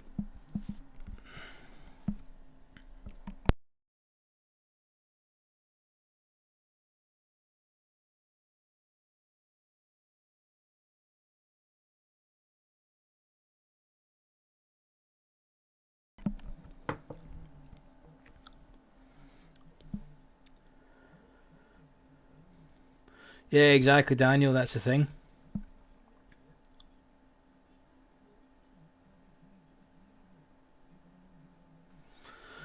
Yeah, exactly. Cammy's a good dude, but the thing is, um, I think that what is good about order flow with him is I think a lot of Cammy's followers were ICT in the past, and I think him switching to order flow is going to give them a good light. So he's actually doing a good thing for the overall community, to be honest with you, or the trading community as such. The more people that transition to order flow, the better chance they have, to be honest with you, in my opinion. You're going to have a much better chance trading order flow than you are trading a random size of a candle on a kill zone thing or whatever. Do you know what I mean?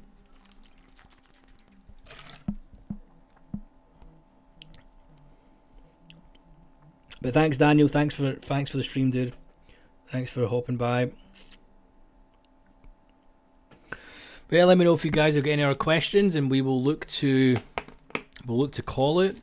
It was a good session, despite us jumping on pretty late. It's been nice and chillaxed. This has actually been more as chilling out and asking questions and relaxing rather than the market, which is actually which is more enjoyable sometimes than actually trading, to be honest with you.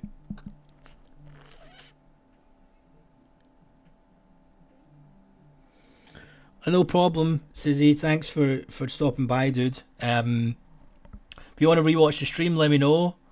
I'm not really doing too much this evening, so if you've got any questions, feel free to leave a comment on the video as you're watching, and I can let you know. We were expecting a little bit more oomph with this session with the witching, but it's been an absolute nothing burger, which I'm kind of disappointed because if I knew that action was going to be so mean reverting today, in hindsight, I would have traded treasuries more because mean reversion. I like mean reversion, but typically when I expect a volatile day, I just prefer to sometimes sit in my hands, to be honest with you. I don't like price discovery markets. I like it when it's in balance 70 to 80% of the time. Just my bread and butter. Still trading, man.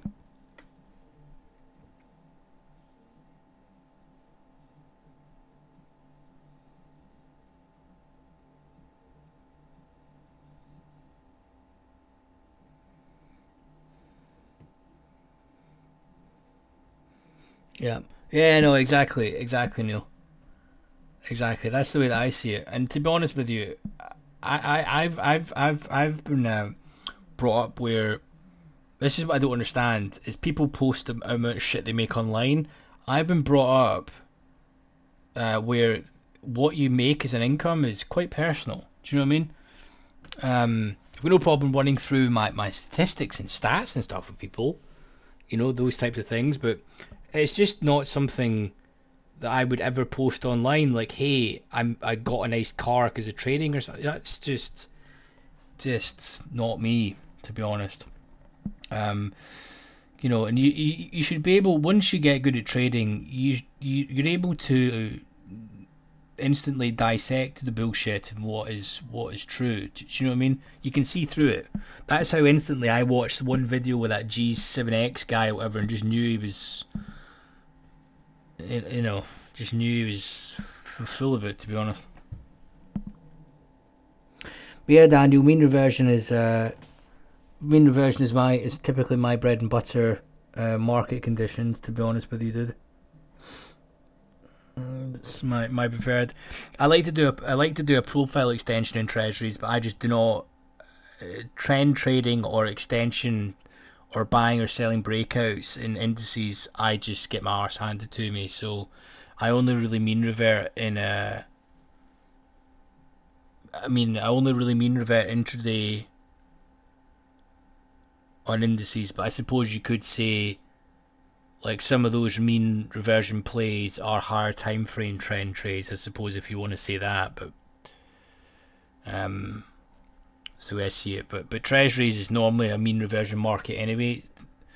To be honest with you, I mean this week is basically completely ranged between last week's value area high and value area low.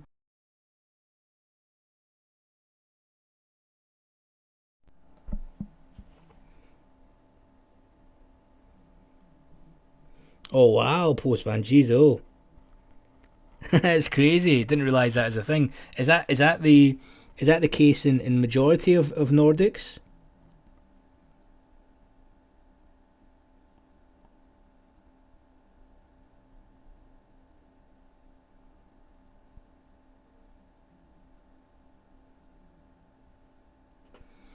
Well, that's exactly it, Neil. I didn't create this to get like famous. I've got absolutely no interest of people walking up to me in the street saying, "Hey, you're Mr. Orderflow," or whatever. Do you know what I mean?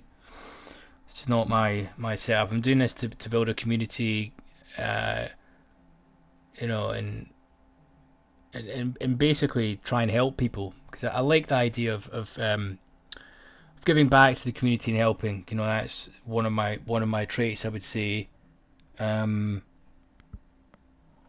but it's just it's not it's this is a different space than like other parts of YouTube, to be honest. That's the way I see it anyway.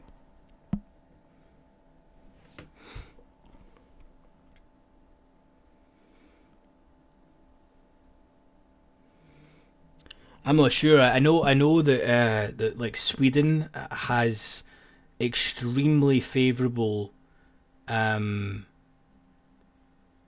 like employee contracts. The employers are really in the shit in Sweden. I know that much.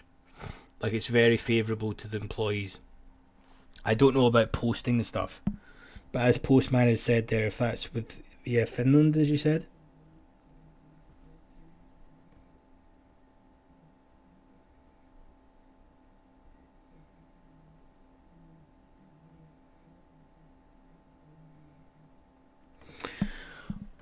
Yeah, well, that's the thing, Neil, and to be honest with you, it comes down to experience at the end of the day. I mean, that's really the truth of it. It's you need to.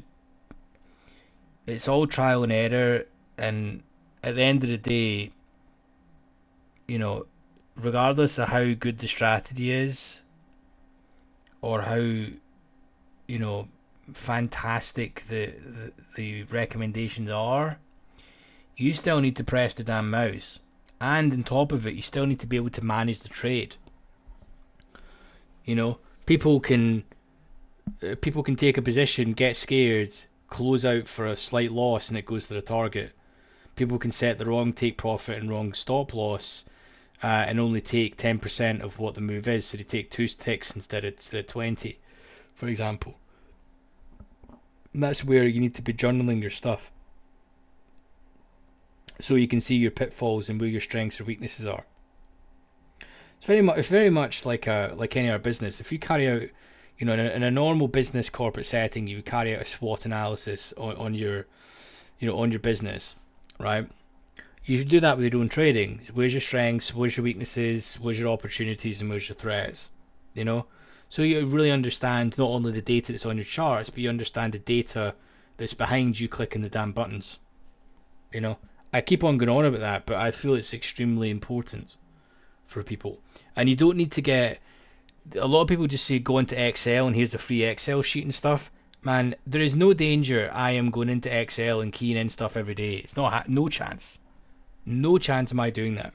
The most I'm doing is exporting a CSV file, importing it in to give me all my stats. I then make a note in my actual physical diary with what I went long, what did I think, and then I make a note of what was happening in the context of that session and what data points were coming out. When it then comes to the end of the day, I put that into the journal for the trades I've taken, and that's pretty much it.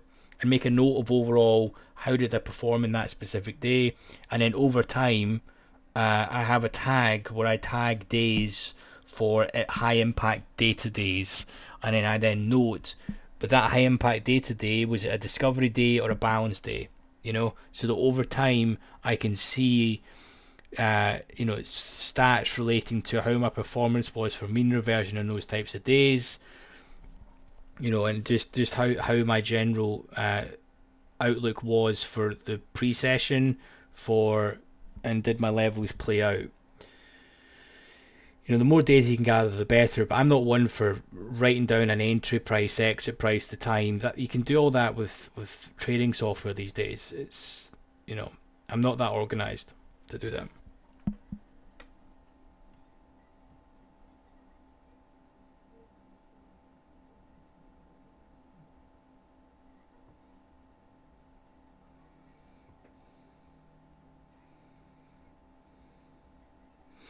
Yeah, exactly, Neil.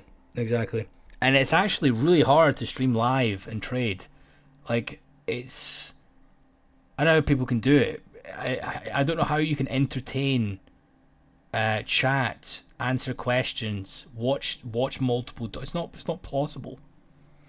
There is no way I could watch four DOMs, correlations, listen to a squawk box, answer chats, discuss what I'm looking at. Do you know what I mean? That's just not. It's not a thing. I'm not good enough for that. So that's where I focus on 2 to 3 hours of execution for a day, really hone it out, and after that, if I win or lose for that day, I'm done. Because I know that after I get to that, I'm normally tired, to be honest with you. And then my quality of decisions tend to get worse.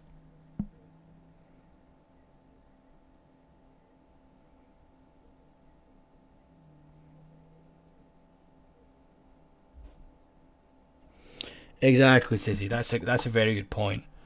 You need to be in a good place. You need to believe in yourself.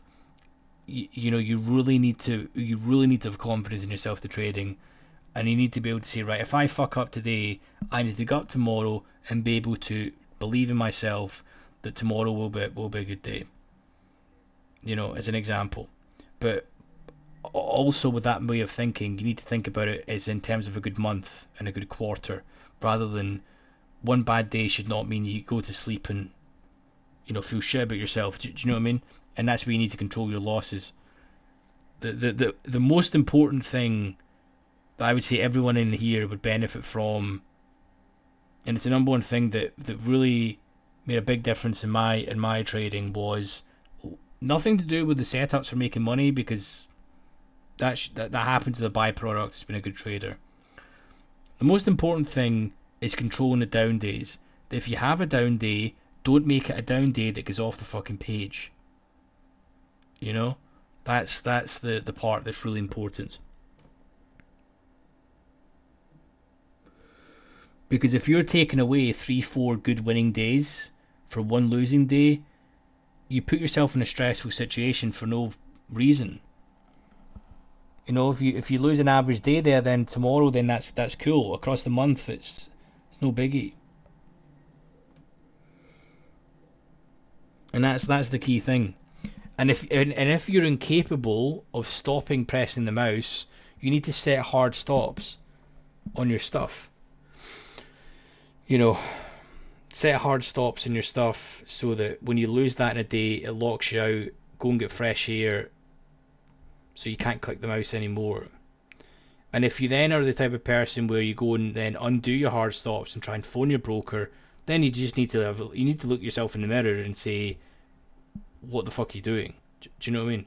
There comes a time where you need to make a decision with yourself that, are you going to continue being a dick, or are you not? Do you know what I mean? Because only you can control that, right? All the software and hard stops and profit limits and all the stuff you can put in there, you can override them like you can override pretty much anything in your life. But you need to put them in there for a reason when you were level headed, and that's the point. Because if you lose, say your max loss for that day, I don't know, just pluck one out of the air, say 500 quid, right? Or $500. When you did that, you thought, right, if I lose 500 the day, I'm clearly not seeing things straight that day. So if the market, my strategy at the moment is not working, and it's not conducive to the current market structure. So I really shouldn't be trading, because if I trade more, I'm more likely going to lose. Plus, you've got the emotional impact that you're down and probably lost 3 losing trades in a row to get there. And you should know from your stats that how many losing trades do you typically have on a day. What's your max losing trades that you have? I know for me that over 100 trade sample, my losing consistent trades in a row is 3. That's over 100 trade sample.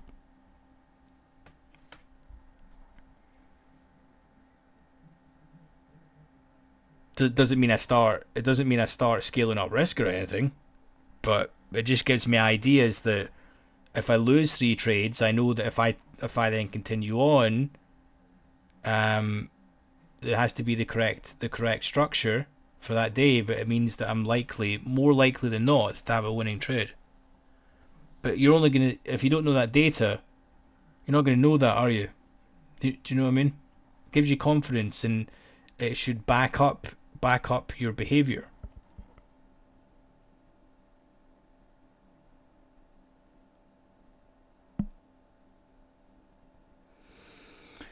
Exactly, James. Honestly, man, that's the One of the most important things that you should be doing. I don't even know if I've even got this on Sim. I do. Great.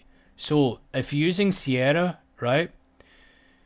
I have this, right, when I'm trading, and when I say to myself, I am done for the day, right? And I make a conscious decision. Normally I have two things what I do. I switch to sim mode, right? And I go and export my trades, which is two mental things that I then do that basically says I'm done. If I switch to sim modes and I go and export my trades into my trading journal, right? That's like a final sort of tickety tick. I'm done for the day. And I'm going to be honest with you. See this turn simulation mode on when you do this, right? Um, this has helped me a lot. And what I mean by there's been times when I've been watching the markets, something happens, I steam in, and then I lose my arse, and I'm like, what a dick, right? And I'm not kidding you. I then realise I was in sim, and I literally thank future self so much. It's great. I've done that. I've done that quite a few times, to be honest with you. So, which is really beneficial. So do all these little things, man. You need to have a checklist, like you were clocking off from work, right?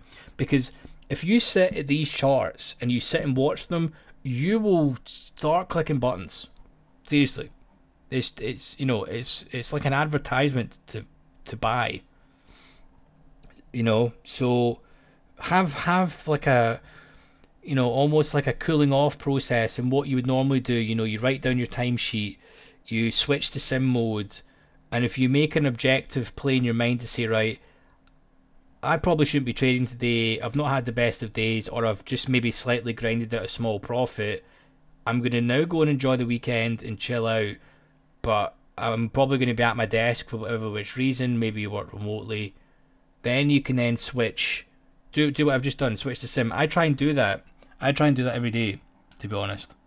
I did that today specifically because I knew I would be at my desk, and if I made the decision, like I said, to do that, it makes a big difference.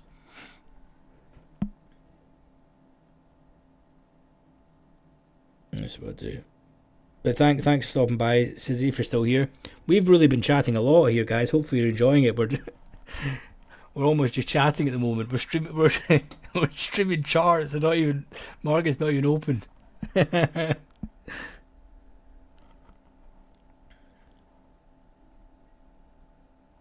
Had a modest green morning, gave some back, and exactly, James. That's the thing. So I would say, what platform do you use? Do you trade prop? Do you trade your personal account? What's your data provider? Who does your order routing? That would be my questions I would ask you, because we can fix that relatively easily. And Fridays, if it wasn't for this witching nonsense that was happening and expiration and meant to be loads of volatility, Friday is typically a mean reversion day. So I would not be advocating after the news came out. If the data points that came out at like when did they come out? 9:30, 9:45 US time or something today, Central Time.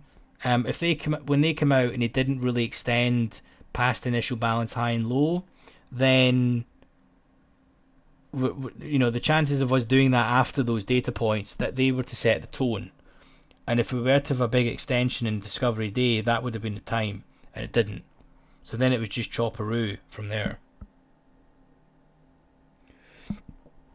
Right, okay. So is it with edge clear? You can go into Iron Beam and you can set your hard stops then.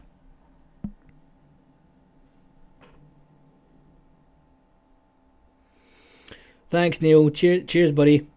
Cheers, buddy. Thanks for stopping by, dude.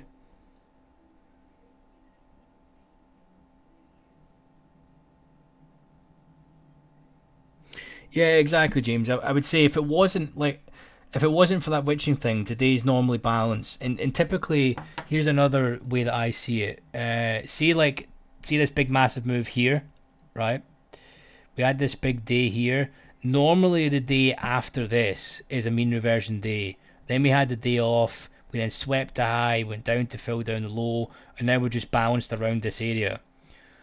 So we're kind of filling out this low volume area that it left now. Do you know what I mean? From that day, and now we've just moved to the POC for the current new contract that's been rolled over as to here now.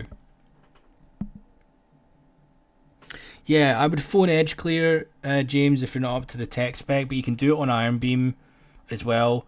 The trouble is with both RTrader Pro and Iron Beam, the back-end systems, I don't know what it is, man, but they're built in Windows 95. The technology is so shit.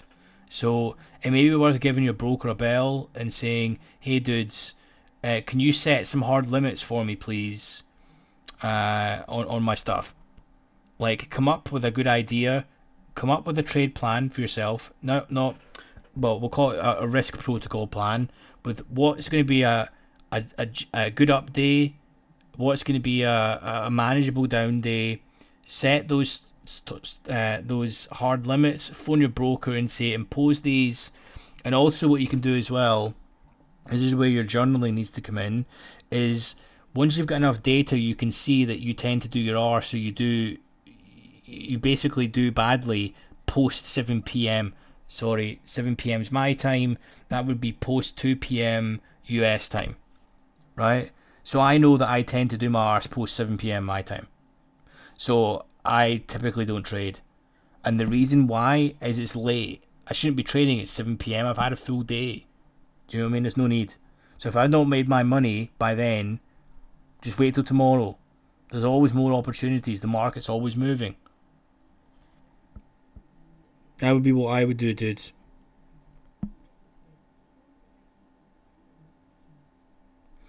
Yeah, so the mean reversion is pretty much going to be the POC of the week. POC of the week and the previous day as well. So typically what you'll find on mean reversion days, they've slam it. So let me bring this up very quickly. So typically what I would do is we have overnight low and overnight high. Let me get rid of these boxes. Wee seconds. Okay, so what I would do is in a mean reversion day, this is my sort of typical pre-market shit that I would do. Where is move drawing? Here. So I would draw a box above the overnight session, and I would then draw above. This box is too big, but we can pretty much just do this. And then I would then draw a box. That doesn't the size of the box here is meaningless, right? Size it's just an area where I need to start paying attention. Now, very typically, what you'll notice is so the white line. The reason why I've got these drawn out here, the white line is the start of pre-market session. The pink line is the start of regular trading hours. I just do that so it's easy for me to look at. So I can see that this was the high in pre-market, this was the low. Now in a mean reversion day, I am looking for price to sweep here or sweep here and then ultimately revert back into the main state of play. Now I can tell you where the volume point of control is going to be here without having to have it up. The volume point of control is going to be the volume point of control is going to be somewhere in here, right? And if before this was here, you could see that this was the most volume that was carried out, around about here and here, right? So if you were to be fading, that's your ultimate target. I'm never targeting like back up here or up here or whatever. I'm looking to get in and out because these trades, they tend to work very quickly if you're getting in. You know, when they go down, you need to see stops triggered. Large traders then can get out of their positions and start working and lifting into the offer. The market should snap back really quickly and you should be in and out in these trades in honestly 10-15 minutes, to be honest, is the sort of time frame that these trades should be working. You know, absolutely no more than a few hours. That's typically what my sort of pre-market setup is for what I look for in a mean reversion day. The really hard part about this, about indices, right, is you never know how deep they're going to drive it. And that's the thing. you never know. That's the hard part. Now you need to wait for some confirmations in order flow. We see absorption. You need to see the offer been pulled in this occasion, and ultimately you maybe want to go down to a slightly lower time frame just to see, to see a slight pullback. But these ones you're normally needing to take them on the first hit, so there is a threat that you do get run over. But when they work in a painless manner. So I hope that makes sense. So that's typically what I would do for a mean reversion day, which typically happens on Friday, and you're only going to be looking to mean revert post data points.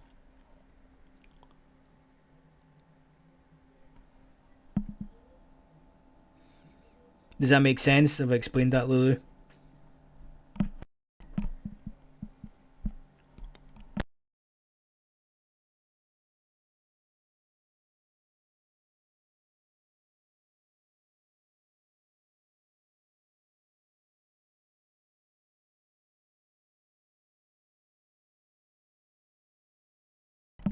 No problem. And this is the thing, it's easier said than done.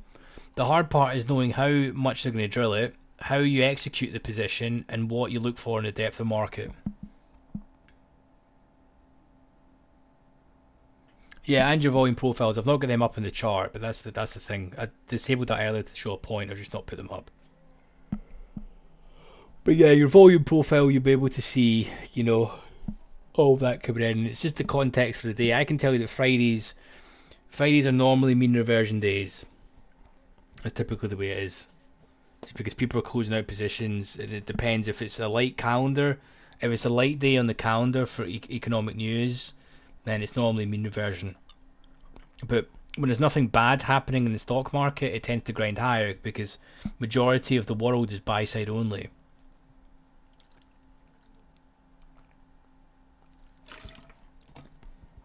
There's another thing as well. If you're starting to learn order flow, don't trade NQ because NQ is nuts. Same as the Russell and YM, they're not the most liquid assets, to be honest. Well, they are liquid. They're not the thickest assets. The bid and offer is not that much, so you can be offside really quickly. Those assets are more for, my opinion, they're just longer term hold assets, to be honest with you, and they're more there as a hedging facility. They're good for correlations though.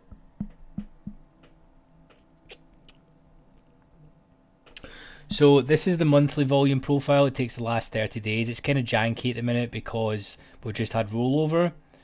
But this is monthly, and then I have a daily volume profile where it's splits. So I have the volume profile for the overnight session, a volume profile for the regular trading hours, and then if I expand the chart, let me add this back in so you can see it. If I go to show and then it's volume profile. Okay, so for the current day I have volume profile for this session and regular trading hours, and then the previous day I then have volume profile for the regular trading hours only. So you can see that here.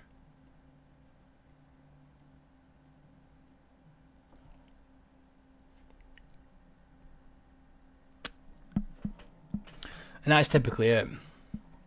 It's nothing super. It's not super fancy. I don't have a million lines or whatever in my charts and stuff. It's just relatively straightforward, man. And then delta is just there as a gauge to show me how buyers and sellers are behaving. Where's the aggressive side in the market in a normal situation. Delta should be matching price, and if it's not, then you need to start scratching your head and you need to think what's happening.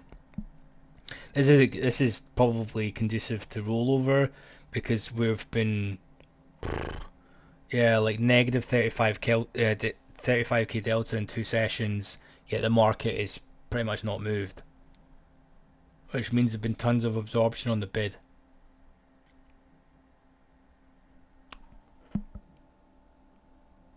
But yeah, Let me know if you guys have got any other questions for everything. I'll probably look to call it. It's been a really good session with everyone.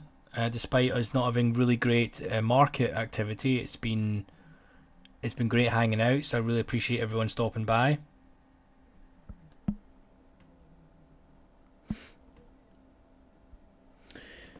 How much data do you like to carry into the future from previous volume? I mean, you project via a line like value or low. No, so I care about yesterday's value areas because if we open regular trading hours in yesterday's value area high and value area low, that's an indication to me that we're in balance. When it gets to Friday, I couldn't really give a shit about Monday. I only really care about what the weekly volume has been from that point and how is that comparing to the previous week. So what I would typically do, right? Let me show you what I mean here. So this is just rolled over, so it's not correct, but the white line you're seeing here, this is not a great example because it's rollover. But when there's more data here, this is the type of sort of setup that I would be looking at. Okay, so we can see that this is where the most volume and time has been spent for the session. We're currently below it, and this is the volume profile here. So you can see down here is out of value and up here is out of value. So we're currently just consolidating around the point of control. So I look at that and see whereabouts are we at and where's an extension of that side, which is where now when you see the market breaks down into these single print areas out of value area and then it sweeps back into value back to the point of control. You can come up with that theory from loads of different ways that you look at the market, but typically I'm only taking on the next day's regular trading hours, value area high and value area low, to give me an idea of context for the session. And then I want to know whereabouts is the current day's session, whereabouts are we versus last week's value area high and value area low, again for context. But when I'm coming up with these trade ideas like we're discussing here, right, this needs to be confirmed by order flow. So that gives me an idea of what I'm looking for. Like here we drew the box. We come down and we see a sweep, right? But then it would need to be confirmed by order flow.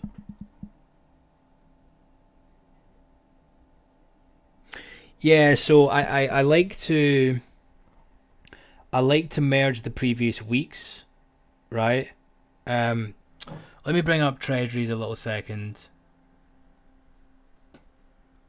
Because Treasuries is the market I typically execute on these days. So let me bring up Treasuries. This better of...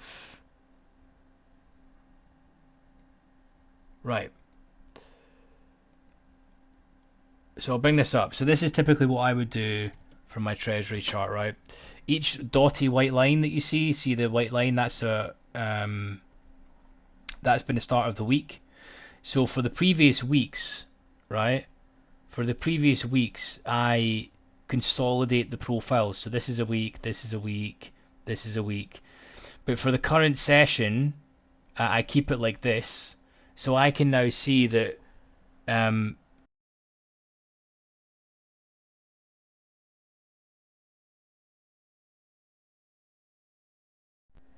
sorry, I just muted myself. We can see that right now we were just at last week's point of control.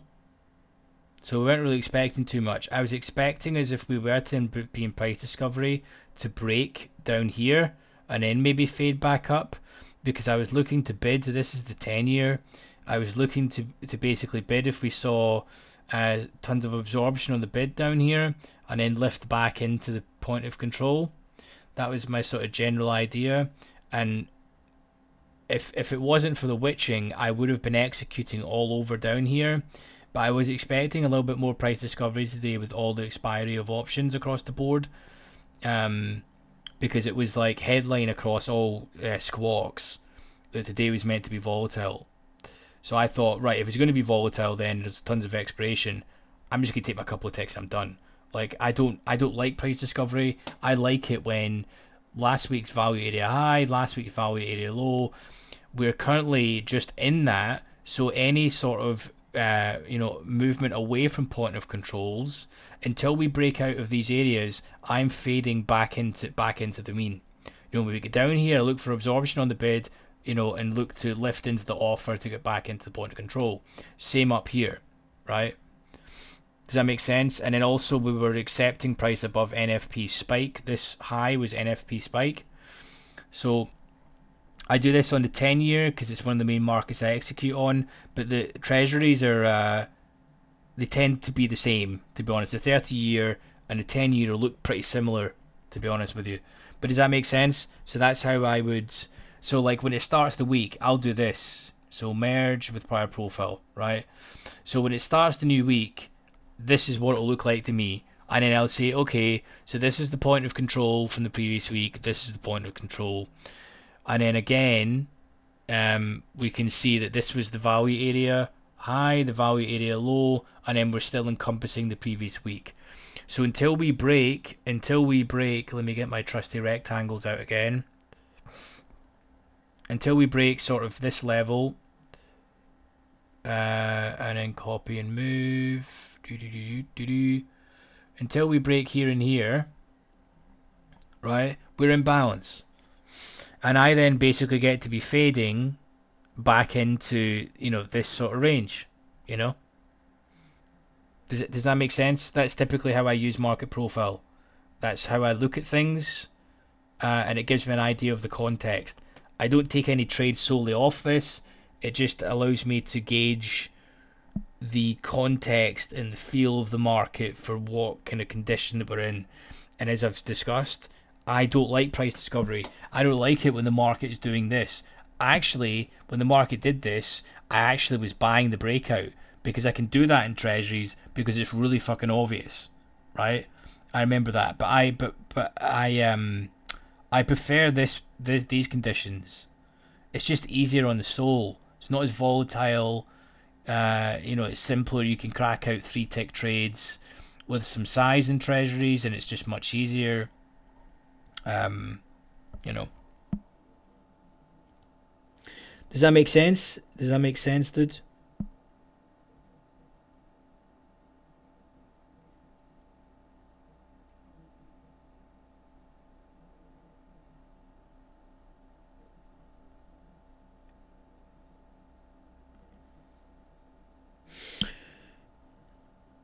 Yeah, exactly.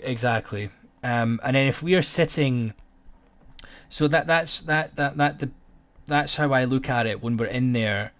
But then you need to be aware that, like, if you're in this, say for example we spend another week in here, right, and say we're still in this range, I then start to think to myself, right, we've really traded out this area now, so we're due breaking out one side.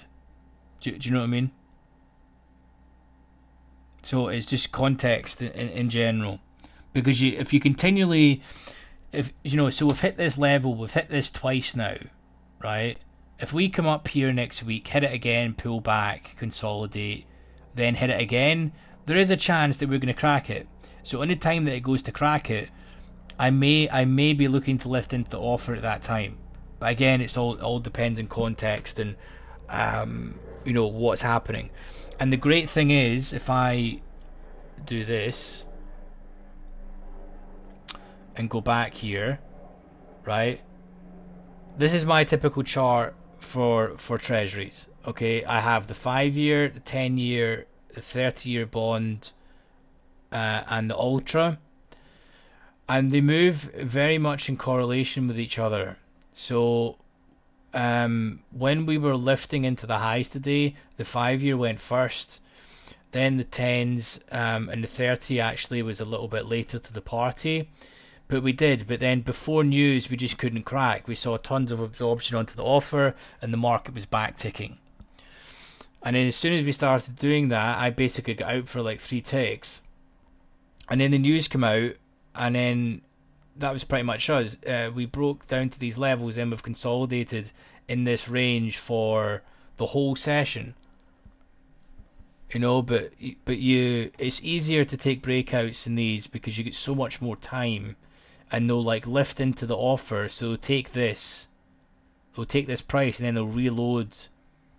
Like they'll instantly. So say they'll take this full 1930, right? They'll execute it out, and then when it goes here, they'll then reload like 3k, right? So automatically 3,500 or whatever will show up here. And then they'll more likely do the same in the 5 year. But then if you were thinking, right, I want to see this break above, we've got VWAP coming up, and also the 5 year needs to break the point of control. And then it's the same on the 30 year. That needs to break VWAP, and then the Ultra needs to also break point of control. So I would then honestly think to myself, right, we need quite a lot to try and crack through these levels, and there's a little mini step in the profile. So ultimately, if we do get up here and then we don't see the market cracking, I would be looking to fade this probably for 3-4 ticks back down to the previous day close, or down here for 3 ticks, for example, because the market is going to need to do some real movement for the whole Treasury market to basically break point of control and break VWAP, considering we've traded out these areas a lot. Does that make sense? It's kind of the context of how that looks, right? But yeah, anyway, guys, I am rambling on. Okay, I hope you guys have enjoyed this, and it's been beneficial to you guys. But Treasuries is a completely different beast to indices, so it's a good place to start learning order flow, to be honest. Because what you learn here, you can transition across to like ES, and I'm not even going to say NQ, but you can transition across to ES.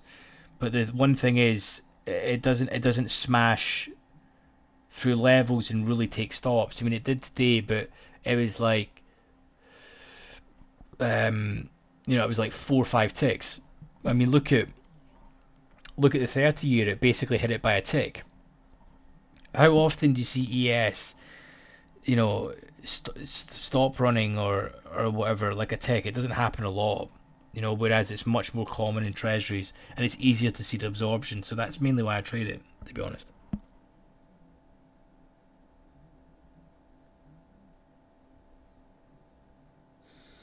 Yeah, sorry, Lulu. I went from 0 to 100 there really quickly. Sorry. This is the thing I forget is yeah, that's the thing. Sorry. I apologize that sometimes when I go off in tangents as well, it's sometimes it's pretty in depth stuff, and you need in order for you to look at these charts and know exactly what's happening, it's going to take you a while, man. It's going to take you a while. But take your time, You're in a good spot here. It's great that you've now found how the market actually moves. When I first found this out many moons ago, it was like a light bulb went off, and it started to really give me confidence in myself and my executions. And then when you start adding in proper journaling, I would highly recommend for anyone that's not journaling, check out the link in the description. There's like a free trial. I think actually it's free in general. Don't quote me on that. I'm not really sure what the setup is, but get the most basic version. You can try it for free, and then you can import your stuff, and it gives you a good basis for your trades.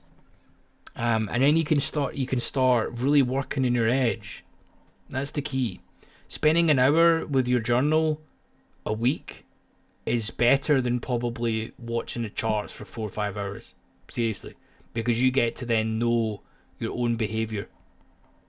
I don't know if any of you play any poker, but same setup where if you work on your edge in poker, you learn GTO more. It's better to study probabilities and expectations and so on, and work on your edge there than it is to actually hit the tables. Same thing with trading. It's the same idea. It's all a numbers game and working on your edge and your confidence, right?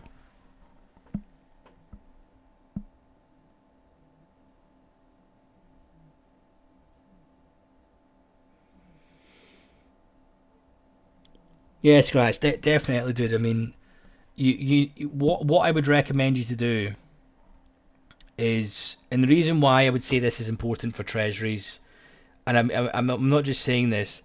ES is a completely different market from 3-4 years ago. It's so much harder. The book is much thinner. ES like 3-4 years ago, man, was like 3-4 times the thickness than it is now. It was like 300, 400 bid. 300 bid, 400 offered at a price. Now, on days like today, you're 40 bid and 60 offered. I mean, fuck me. That's crazy. So now what that means is market making firms can move price easier with not as much oomph. They're also breaking down orders more, right? So you're not getting to see their shenanigans that much because it doesn't cost them as much to move the market, and they can spoof easier. They can smash price up a few ticks by spoofing 100 contracts. When the price was 400 bid and 500 offered before, they would need to be doing that with like 400, 500. Do you know what I mean? It's a completely different setup. So I'm hoping ES turns back to being slightly thicker, as I prefer a thicker market to execute in, and that's where treasuries they can't do that, because look at the 10-year. I mean, this is closed, and look at these orders are still resting on the bid and offer over the weekend.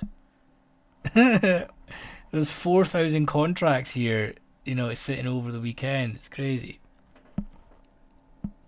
But yeah, spend more time, dude. Rome wasn't built in a day, man. Rome wasn't built in a day.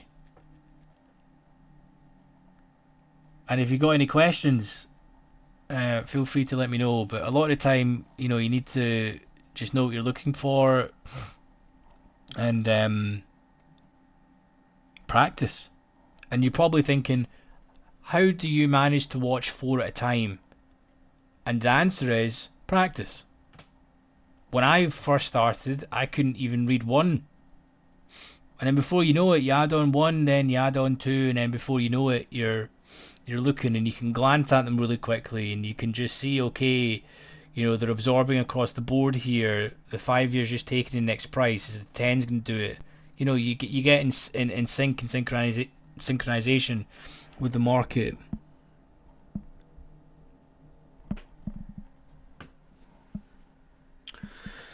But anyways, hope you guys have enjoyed this. Let me know if you've got any other questions. But Lulu, hopefully you've enjoyed the session and everyone else has too.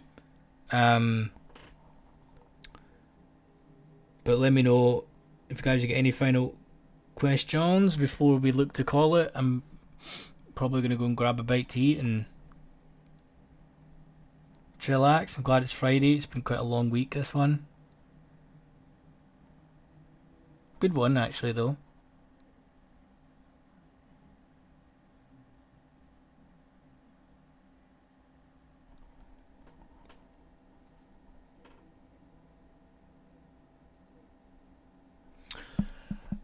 So have you watched? Have you ran through the OrderFlow playlist on the channel, dude?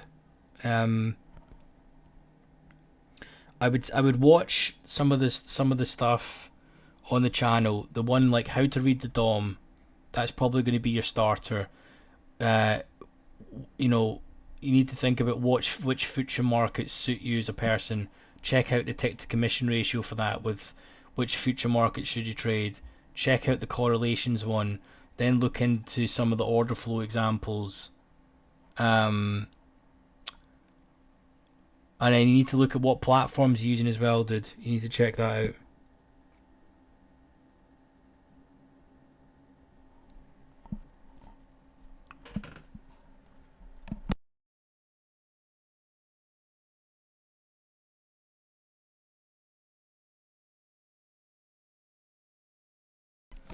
But some of the stuff I'd probably recommend would maybe be John Grady, but his stuff is a little bit outdated now, but it's still relevant. The only thing that's different from his videos nowadays is how the book's changed. Like the book is not as what is good is the 30-year bond, not the ultra. The 30-year is much thicker now, which is great because it's the best tick to commission ratio on the market, and it's nicer when it's thicker because it's not as volatile. The ultra is really it's just a correlated market. To be honest, I don't really execute on that as much. Um, but he's mainly put it this way, right? If I was to have a group of traders and I was to manage them and look after them, right, and almost have a desk, like a prompt desk, everyone would be trading treasuries. I would be having them on the Eurex products, and the Chicago Board of Trade products for fixed income because it's consistent. That would be my setup, and then I would maybe have a team that would maybe branch into equities. To be honest, like sorry, like by equities I mean ES and stuff, and no one would be trading NQ. If it mentioned could they trade NQ, there would be silence.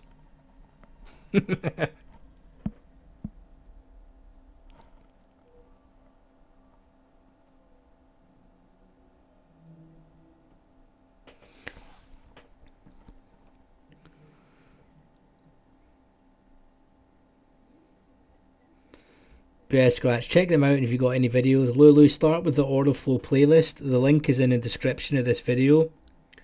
There is learn how to execute OrderFlow with this playlist. It's OrderFlow trading. It's in the description. But anyway, guys, hopefully you had a good session, a good week. We'll catch you on Monday. But hope everyone has a great weekend, and we'll see you all then. Peace, everyone.